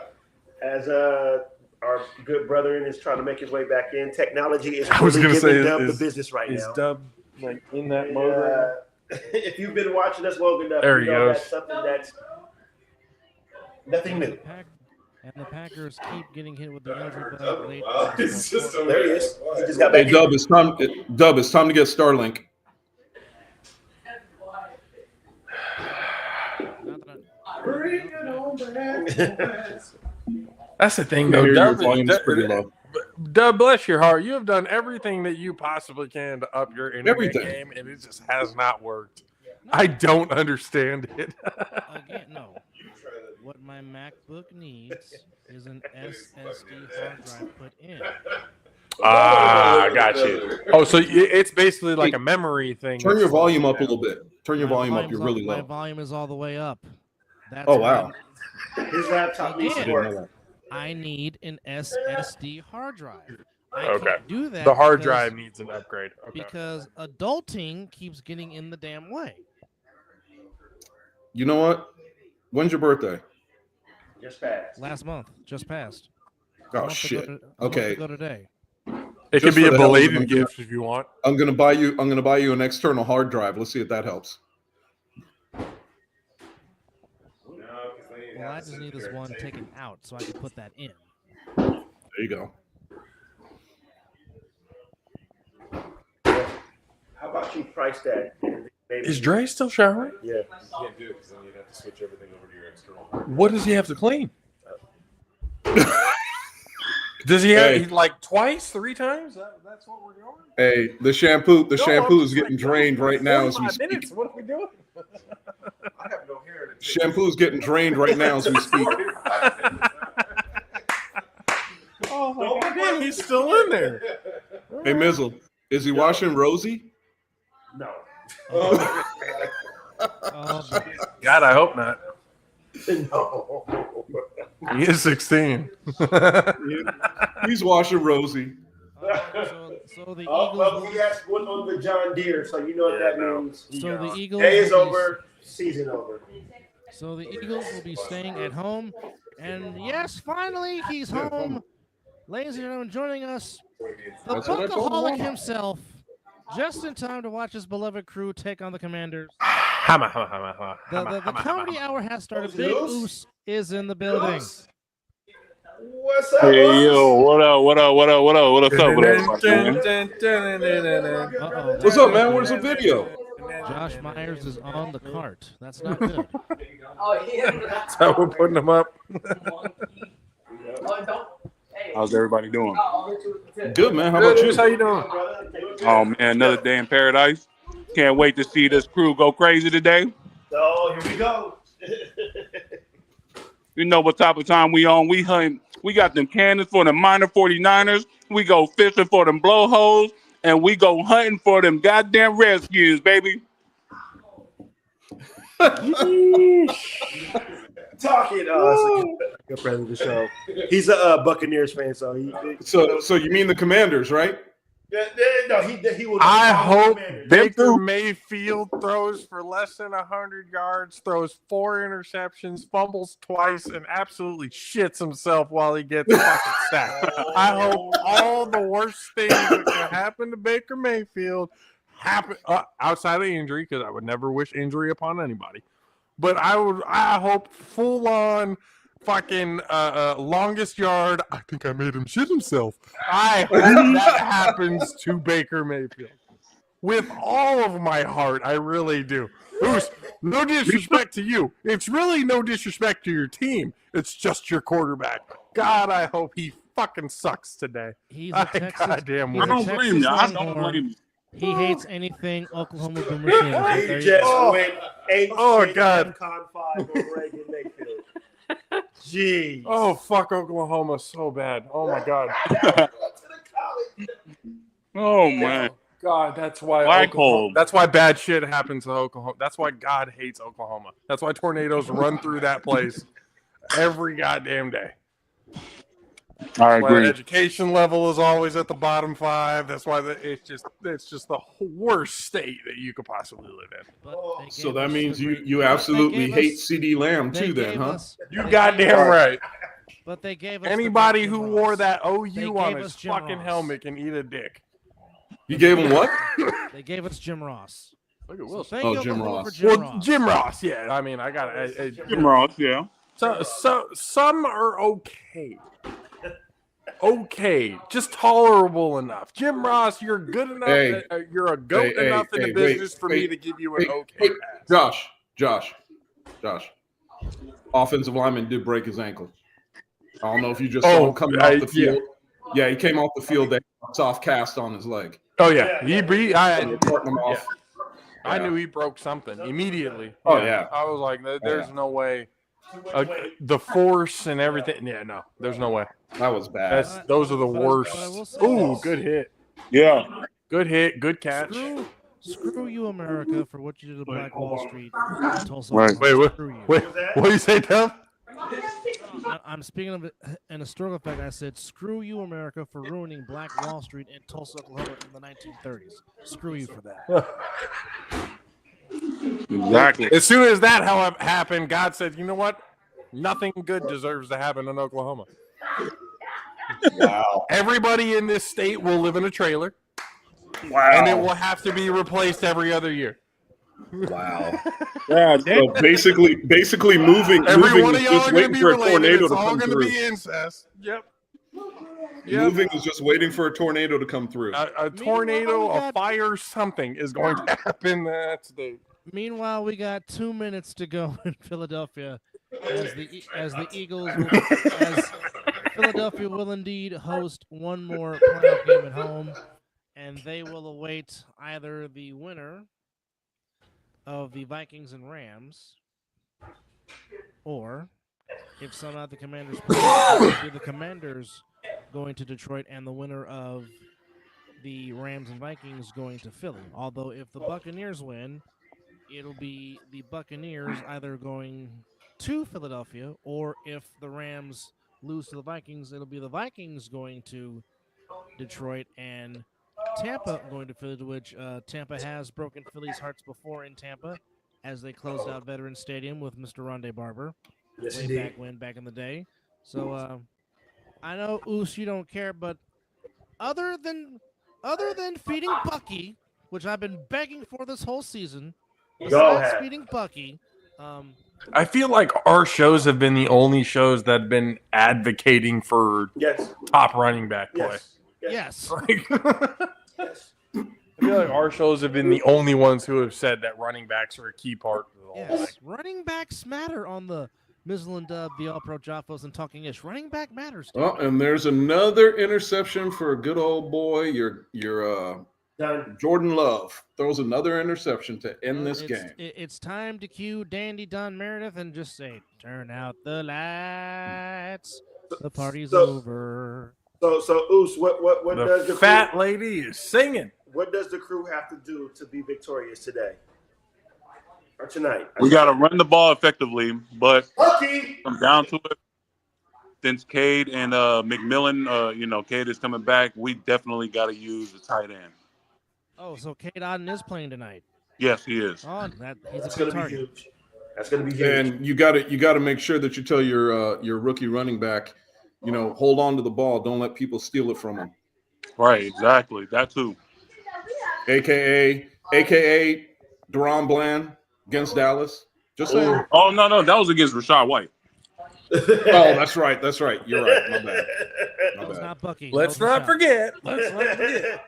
That was the Arizona State Sun Devil, not the Oregon Duck. That was the the Sun Devil. Well, I'm sure Sun Devils do wear sundresses in Tempe. I don't doubt it. They do. Hey, that was Especially Gilbert, Arizona. Hey, that's a flag in the end zone on that interception. Should be, but they're not going to call it. That should have been a flag. So the Eagles will advance. They will go to the divisional round. Was that the pedigree? If that was a not so good version of it. Somebody got pedigreed now? Somebody got pedigree? Wait a minute. What Watch, the fuck keep is watching. going on? That's further proof that the NFL is an entertainment industry. See, now you bring it up. Now you bring it up a different topic. No, but just watch. Conspiracy Just hour watch. on Just on watch. Talking Just Ish? watch the Is that what we're celebration. doing? This is why we have Just this watch show. the Eagle celebration. Conspiracy. That looks like a not so good version of the Conspiracy. That was a not so good version of the pedigree. As I like to call it, the dog. We're way behind him. We're at least a minute behind. Okay. Are you really? So you guys didn't watch Saquon Barkley had a breakaway, could have had the easy touchdown and slid? Streams I will was be just delayed. taking it for the damn touchdown, man. Yeah, depending on depending on I even backed connection out and and all tried to refresh, and it still is Still where the it's same at. thing. Look at him. Yeah. Hey, He's what channel is the game on tonight? NBC. NBC. Okay. NBC and or the Peacock. Oh, then we'll definitely be on Peacock, so we won't have to deal with none of this. Yes. Yeah, we won't be dealing with the streaming. We're going to be on Peacock. Saquon. Oh my. Oh, come on. That's what I just said. Could have had an easy touchdown. And that's the most stat padding in shit ever. Buddy. yet- That was but- an but- easy. Y'all know it. I know it. That's crazy. He had the most biggest hole ever. Pause. Nobody in the secondary. Nobody. Come on. Bro, that was a house call. He gonna slide? Like, come on, bro. I mean, I understand. like, I understand selfless doing play, it whatever because the fuck you're you want. thinking that you need to run out the clock. But let's be real. He could have easily made that a house Run call. up the and fucking I would've score. scored. That's what I want to see. Run it I up, would've Hermie. scored. It's a Leave wild no call. doubt. I would have been Hey. like, well, since y'all didn't give me a chance to break Edie's record, I'm going to the house. Thank you. Bye. Right. I would have took off on that. I'm sticking it right to it. Fuck that. Eagles win 22-10. So far, Wife's gonna be happy tonight. Woohoo! that's a good Fuck. thing. No. Hey, happy wife, happy life. But so far in these 2024 While playoffs, my team is on the couch, her team is once again advancing in the playoffs. Yes, it's a beautiful so household far, in the one Grenada thing we have learned here in these 2024 NFL playoffs right now, home field has home serve in these playoffs. So far, the home teams are unbeaten. Will that trend continue tonight? Gonna get home. In Hey, the did big you see the pirate game? ship? Yeah, I saw the fucking game. Like, You didn't think Mizzle had the game on? That remains to be seen. I was like, the whole reason why I went over there is because of this game. Yes, I fucking was. Oh, that's a cute baby Man. girl, Reagan. I was gonna have to beat my daughter. It's a cute Stealing baby my girl. beer. Christ. What? Oh, those cheeks. My daughter stole my beer. What the hell? Oh, she You don't sold steal you don't steal a man's beer. No, you don't do that. He said I You don't wanted to touch it, beat you don't- my you don't- daughter. You don't touch a I man's had to break, beat you her don't ass. take Man, it. stealing my beer. Come on. Yeah. Are you on the thermostat height too? Don't touch the thermostat. Oh, My no, dad that's was terrible. very That's much not like that. So I'm Don't mess wondering. with the setting. No, my father You was fucked with in the setting, air got fucked with the conditioning. bill. My father was in air conditioning and refrigeration. We set it and forget it. Yep. Set it and forget. Set it and forget. Don't touch it. Let it be where it's at. Yep. The worst thing you could do is vary your temperature in your house. That's just going to cost you money. Yep. Like Yep. Ice Cube said, leave that boy Where alone. it's at. Yep. That's Yep. hilarious. Set it, wait. forget it. And if you're too hot, Take better something take off some clothes. If you're too cold, Oh, if you're get a too cold, blanket. you better put on a sweater. Get a blanket. Or yeah, put on a hoodie on. Yep. Yep. Well, Elton John will be singing. My applause in dad Philadelphia used to tonight. come into my room at night because I like the fan on. So he used to come into my room and sometimes turn my fan off. And I'd be like, Dad, why'd you take it got hella hot. Why'd you take the fan off? You were completely covered. Why'd you have the fan on if you're completely covered? You goddamn cheap bastard. Wow. Does it make sense? Because I like it doesn't, cold in my because I'm room, still- Dad. Now as an adult, I'm like, I get to sleep with the fan on me, with fully covered in Hey, blanket. I'm going, Hey, fuck. y'all I have don't have to seen worry about y'all have none of seen that the shit. memes. Y'all have seen the memes where it's friggin' wintertime. Who in the hell got their fan on? I'll go upstairs and video my fan right now running. I got the window fan bringing the cold air from outside in. That's what I'm doing. Air circulation. Yep. And then sit, bro. Y'all missing Dude, I got the everything. fan on right my, now. My wife My wife came in and said we need air circulation. My daughter said, Even in the you winter, got the we fan run on hot. you right Big now. boys run With hot. the window open. Yeah. We big boys And it's like run 40-some degrees outside. PG&E hate to see my bill coming in. Hey, right. hey, right Hey, there. we get those Oh, window yes. fans that are like low on Right there. electricity, so we're good. Yep. Right Yep. there. Natural. Yep. Yep. Natural wind. That's all we got to worry about. Yeah. We've had wind advisories going around. We got a lot. We're good. Hell yeah. My wife said, but she goes, do we want to turn on the heater? Do you got a blanket? Yeah. Wear the blanket. Ain't got to worry about no heater. Put the blanket. Let's get closer. Whatever we got to do. Hey, we don't need to turn the. You guys, AC on. you guys see this? You guys watching the other game? It says we're on it right now. Commanders OC Cliff Kingsbury is a candidate for the Bears and the Saints head coaching position. Why? I just seen that. He's an OC, not a Liam Cohen is a candidate for the Jaguars. Neither one of them are going to get either one of those jobs. They could be a Never say candidate never all is they all want I to. could say. They're not going to get those jobs. And the Bucks OC Liam Cohen is a candidate for the job in Jacksonville. Yep. But Patriots that's not- hire Mike Vrabel as head coach. Done deal. It is now announced. That's not The tampering is, I guess they went through all their minority hire coaches. They went completely through the Rooney rule on that one because Mike Vrabel is definitely, there was no questions asked about who was going to be the next head coach. Who did they interview that was an African American? Probably nobody. Because Aaron Glenn turned down his They offer. probably hired their fucking janitor just to say that they did. You know what? Close for the Titans. No, they don't. I don't know this for sure. We have to look it up, but I'm pretty sure because Gerard Mayo was a Rooney candidate and was hired. But according to the rule, it has to be at least two. When there's a vacancy, you have to interview At a least minority. two minority coaches. In the NFL, if there's an open vacancy, you Yep. have to Well, the At least Buccaneers that's part of the The rule. Buccaneers, Yep. the Buccaneers do have the end zones painted red. No, they're not. And Never Antoine have been. Winf- The way and they Antoine talk about it, you Winfield would is think. back on the field. Antoine Winfield is back on the field for the Bucks. Yes, sir. Decade actually turned from a majority to a minority. Globally, maybe. Yeah. Globally, you're only 10%, actually. Well, I will say that this is, and this is the I was like, big- globally, white If- people are only 10-15%. if the Commanders that's neither here cannot nor there. block big number 50, that's going to be a problem. If the Buccaneers cannot block Vita Vea, that's going to be a big problem. Vita Vea is so difficult to block. Vita Vea is ridiculous. I've seen that kid since the Milpitas High School days. That kid or that dude is something crazy. Vita Vea is gonna be one of those, like, he may go down when it's all said and done. One, I feel like he's one of the more underrated offense or defensive linemen in the league, especially interior. Definitely one of the best nose tackles for sure. He's the 100%. new Fort. Yeah. Yes. 100%. I definitely think Vita Vea, when it's all said and done, he will be a Hall of Famer. Yes. I don't doubt that whatsoever. Vita Vea is definitely one of those.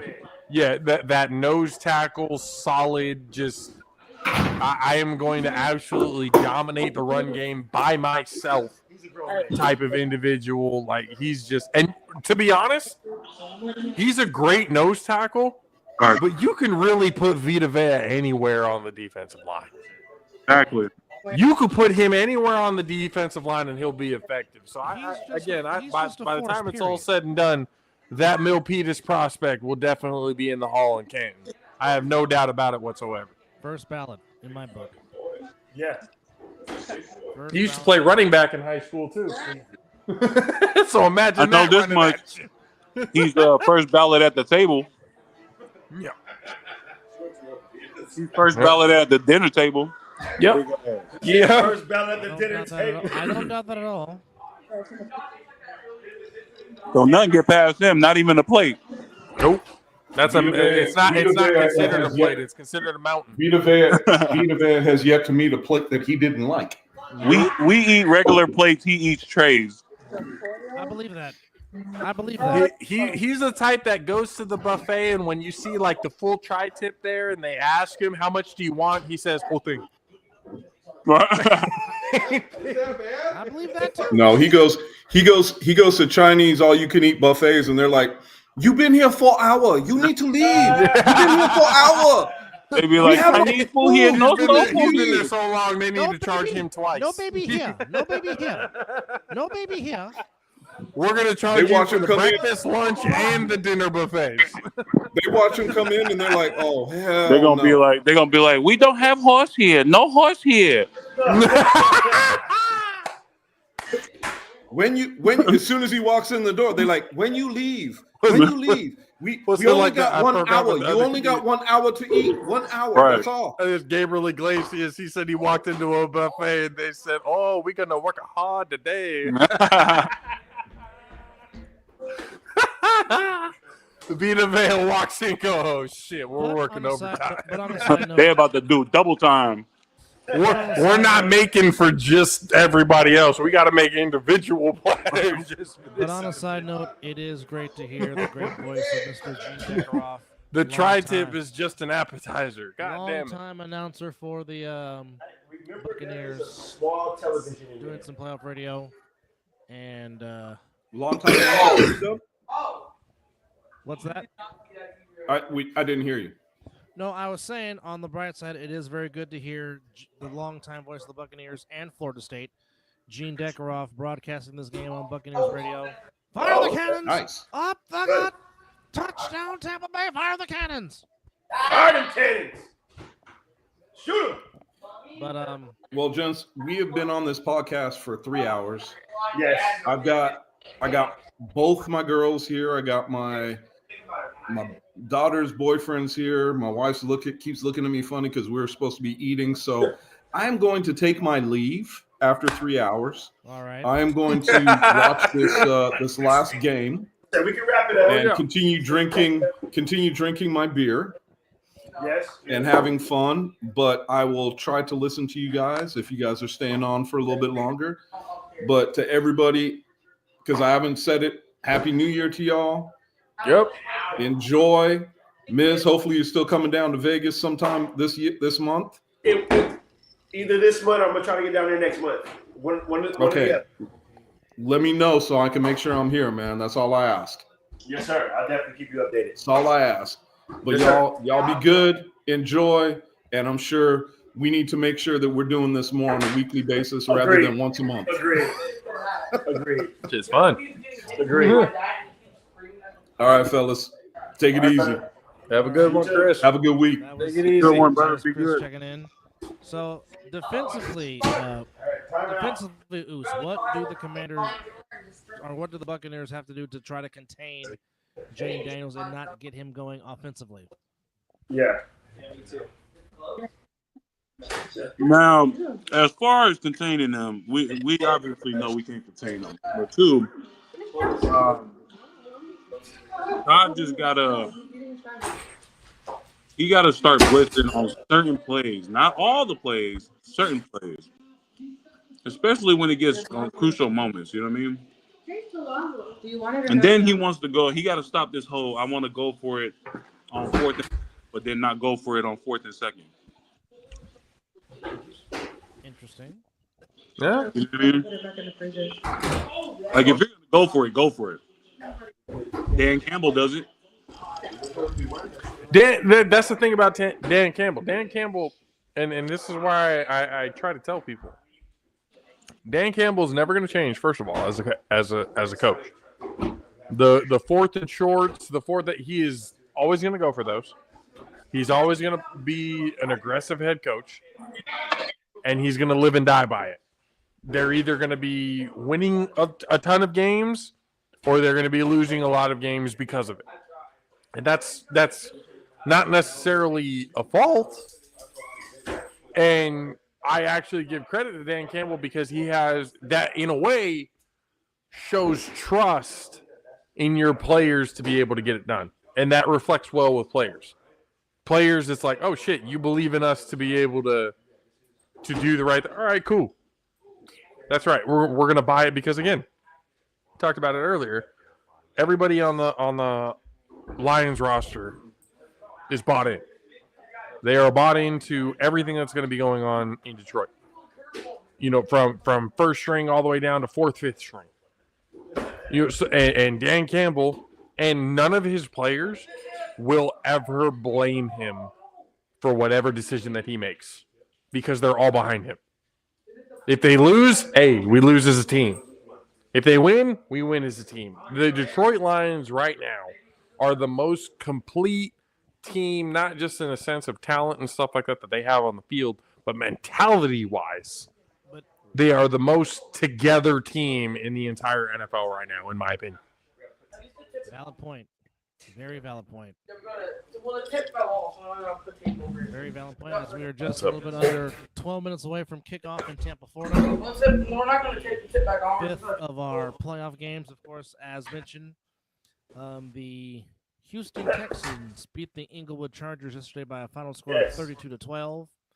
Also, the Baltimore Ravens defeated the Pittsburgh Steelers 28-14, and then today, the Orchard Park Bills took care of business against the Denver Broncos 31-7, and we just got through seeing the Green Bay Packers lose to the Philadelphia Eagles 22-10, and now we have the rest of our NFC slate coming into fruition with tonight the Buccaneers and the Commanders. You can catch that on NBC Sports and Peacock, and of course tomorrow from Glendale, Arizona, inside the big toaster known as State Farm Stadium, it is the Minnesota Vikings, the first, and this is odd to say, but it's the truth, the first 14-team wild card going against the Inglewood Rams, champions of the NFC West. That's crazy. Tony Dungy is back at home in Tampa. Yes, he is. And those are some long microphones they got on NBC. Oh, Ryan's about to be leaving, so they. But Buccaneers getting ready to come on the field as the Commanders, aka the Redskins. Let's go, Regan. That's right. Regan about to put up 400 yards. Ooh, bold. Is that a bold prediction? That's because both of our defense is buns. But offensively, yeah. Like I said, man, if Todd doesn't get his head out of his ass, man, and start making the correct adjustments like he's supposed to. I will say this though, quiet as it's kept, the Washington football franchise, aka the Redskins, aka the Commanders, aka the football team, and the Buccaneers, these two have played some very memorable playoff games against one another in the last 25 years. Yes. So the most memorable one was with that Sean Taylor fumble. Yeah. Back when Sean Taylor picked that bitch up and took off. Back when you were cussing out Chris Sims. Yes. Oh, Chris Sims, you piece of shit. Damn it. Oh, Chris Sims was the worst thing to ever happen to football. Wasn't Chris Sims like on all 32 teams? Never touched the Raiders. Right? Wasn't it you guys? Yeah, hats off to you guys for not ever. Yeah, he never touched the Raiders. I can literally say that. Never. Just absolute dog shit. As a player, as an analyst, and people are, but John, Chris Sims, he was a Longhorn. I know. He was one of the worst Longhorns that we ever had. Right. I don't forget fucking that. Yeah, this is the same guy that got beat out by Major Applewhite. True freshman at the time. Yes, sir. So this is the same guy, and even Phil Sims still has a grudge to this day to the Texas Longhorns because of that shit. So I don't give a fuck about the Sims family, Phil or Chris. Both of them are shit announcers. They were shit quarterbacks that got carried by their team. Yeah, Phil Sims, you got carried by Lawrence Taylor in that Giants defense. Let's not bullshit. All right. So 1, horrible quarterbacks. 2, terrible announcers. 3, oh my God, if you ever have them as an analyst, they make the worst takes out of anybody else. So the Sims family, I'm glad y'all got the nepotism going, and I'm glad y'all got everything else gotten for you. But you are the worst football family, probably, I think, of all time. It might be guaranteed, at least in my opinion. That's what we call passion. And that's not even people that come from Oklahoma. You know what I'm saying? Like you have to be so bad. You are so bad that even a Longhorn thinks you're the worst compared to others, especially some that are coming from Oklahoma. Like, no, y'all are shit. Horrible takes. Phil Simms has never had a good take in his life. He's never had a good announcing game in his life. Chris Sims has never had a good take in his life. That's why they're on the B, the C, and the D teams. Because nobody can take their take seriously. They're the absolute worst.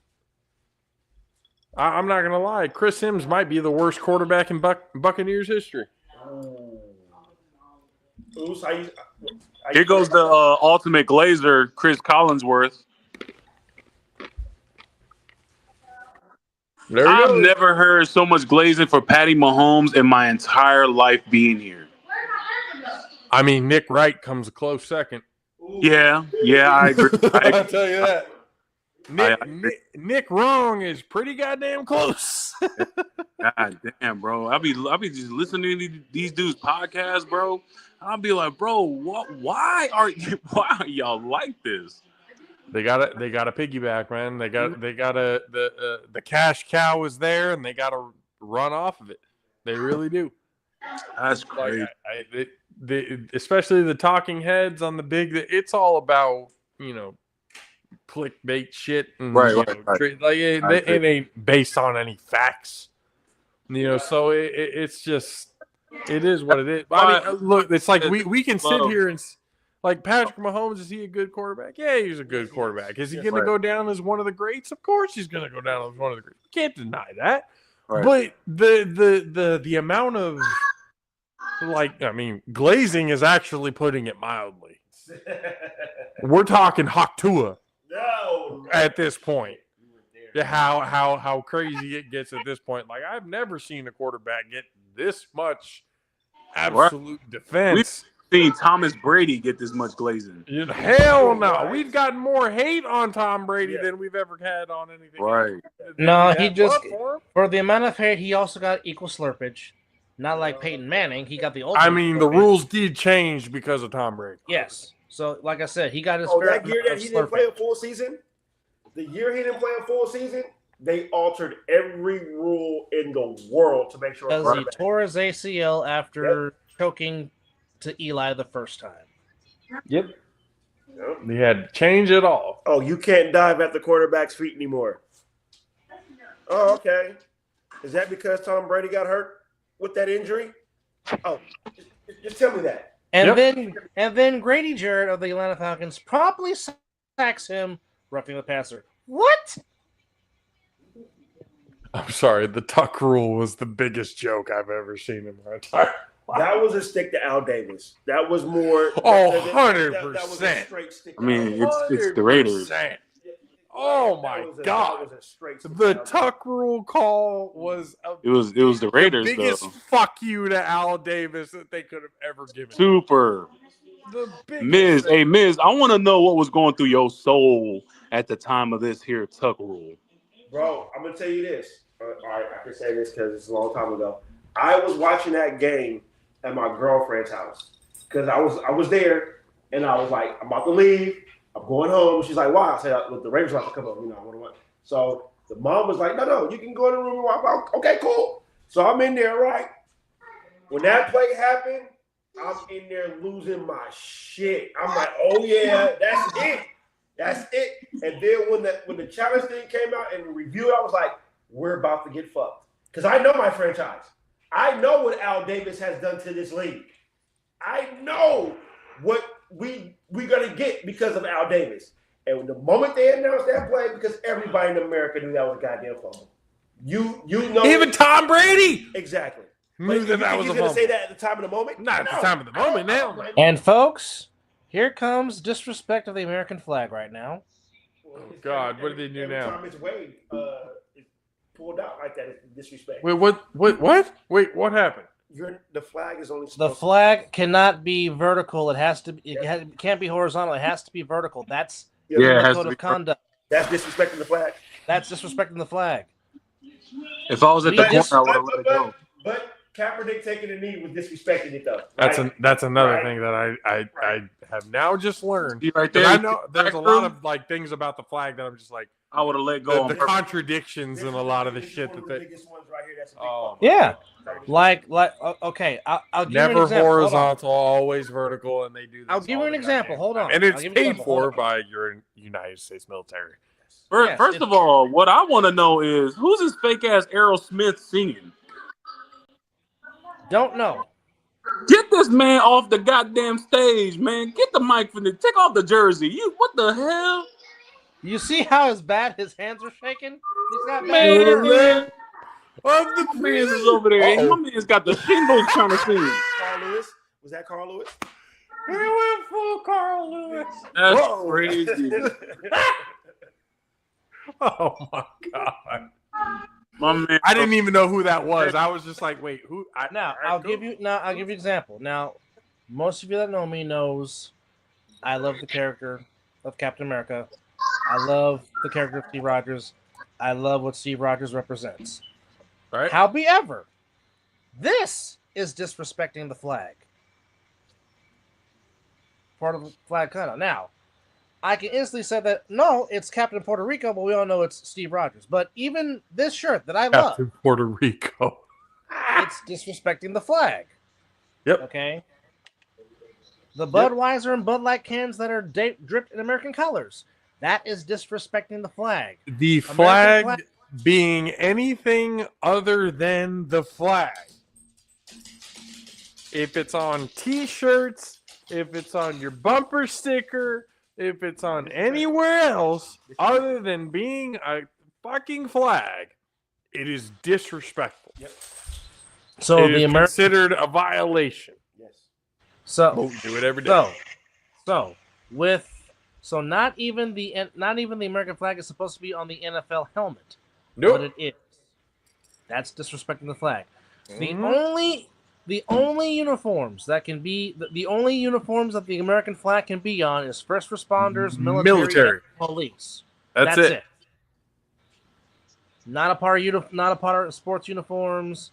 This, then the third. If you are profiting off of it as well, it is also the ultimate sign of disrespect. But we're not. But America's not ready for that conversation. Well. We're a capitalist country. We got to make our money, and if that means making our money off the American flag, that's what's going to happen. Whatever's profitable, right? Whatever's profitable. Whatever makes your bottom line bigger. No. Again, I have nothing against the Star Spangled Banner, but the only time you heard the Star Spangled Banner in sports was the Super Bowl. Not every single playoff game, not every single Sunday night game. Some don't care. They just don't. Okay. For those of us that want to watch sports, go back to the camera if you want. Get to the game. If we have more, not the doggone national anthem. Okay. And I hate going back to back in our day when me and Mizzle were kids. But when me and Mizzle were kids, when the game came on, it was give this, give that, give right to kickoff. They didn't take no commercial and then come back 30 seconds later, then kicked off. It was intro, yada yada, boom, kickoff. Let's go. It's like too many doggone commercials for me. Exactly. The flags are going crazy out there. The crew is ready. Sir, you know what type of time we on? You know what type of time we on? Raise the flags, God damn it! It's go time. Zane Gonzalez to kick off for the Commanders. Tucker back to receive for the Buccaneers. Here we got the kickoff. Here we go. I will say this: Raymond James has got some hell out there tonight. Oh yeah, the red is ready, and they got some beautiful grass. Yeah. Yes. Raymond James Stadium has always been a pretty decent stadium. It's a good staple. Yes, it is. Yes, it is. Yes, It's a it good is. staple. Oh, look at him. Oh, there goes. Yeah, he's ready. He is there ready. He goes. That's right. He is there ready. He is. He is ready to go. Unmute your mic, Goose.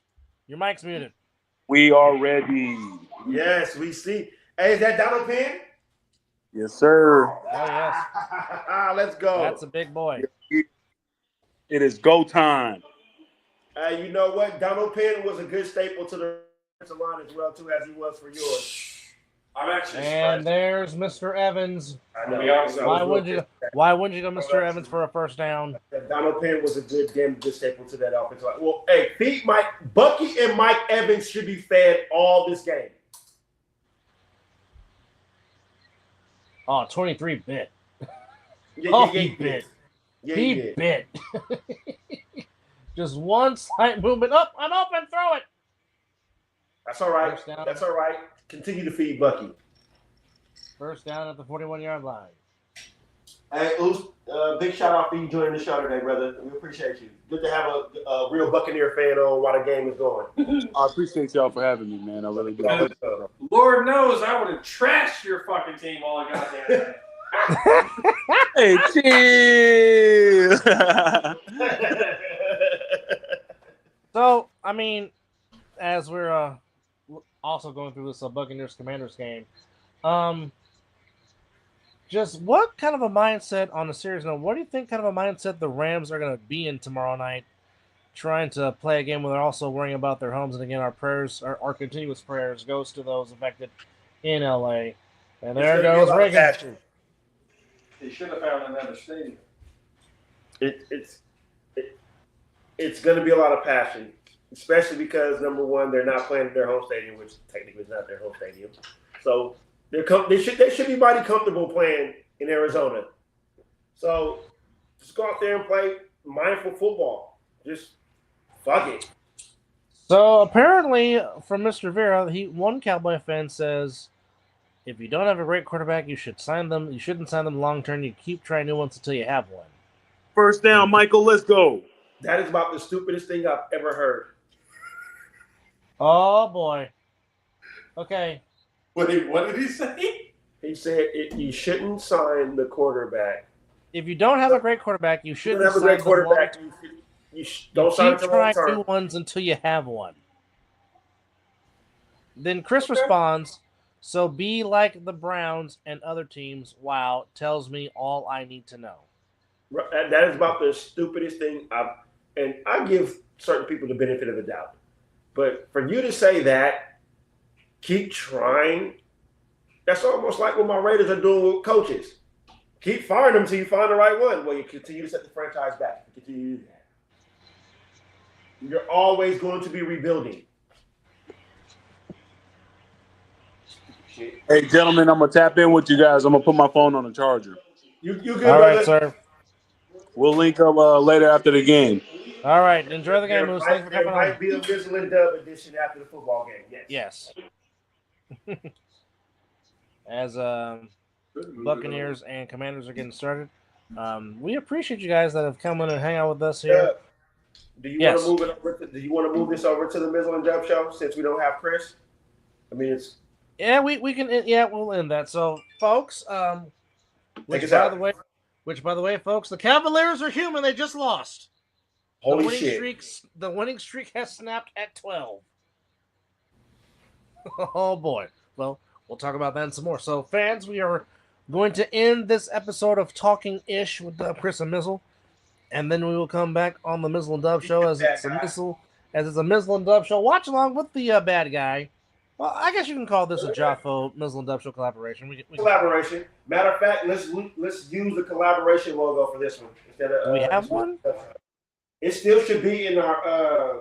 It should still be there. Let's see. And I really don't care if the date is shown, but this is a collaboration. So let's see. Oh yeah, it's still there. Yes. Yep. So yeah. Just got. We got to make one. Take the dates off, but yeah, we'll use that as our background. That should be our background. Yes. I hope. Stay tuned. We're setting up. Yeah. So we'll be right back. Take us out, dude. And we'll say thank you guys for checking out this episode of Talking Ish. But we will come back on the Mizzle and Dub Show. So, Buccaneers are kicking a 50-yard field goal, and it is right down the pipe. It is good, but there's a flag on the play. We'll check the flag.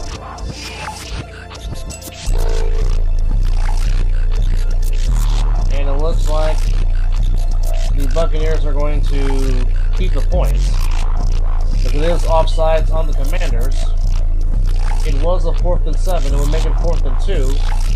But we'll decide what the Buccaneers want to do.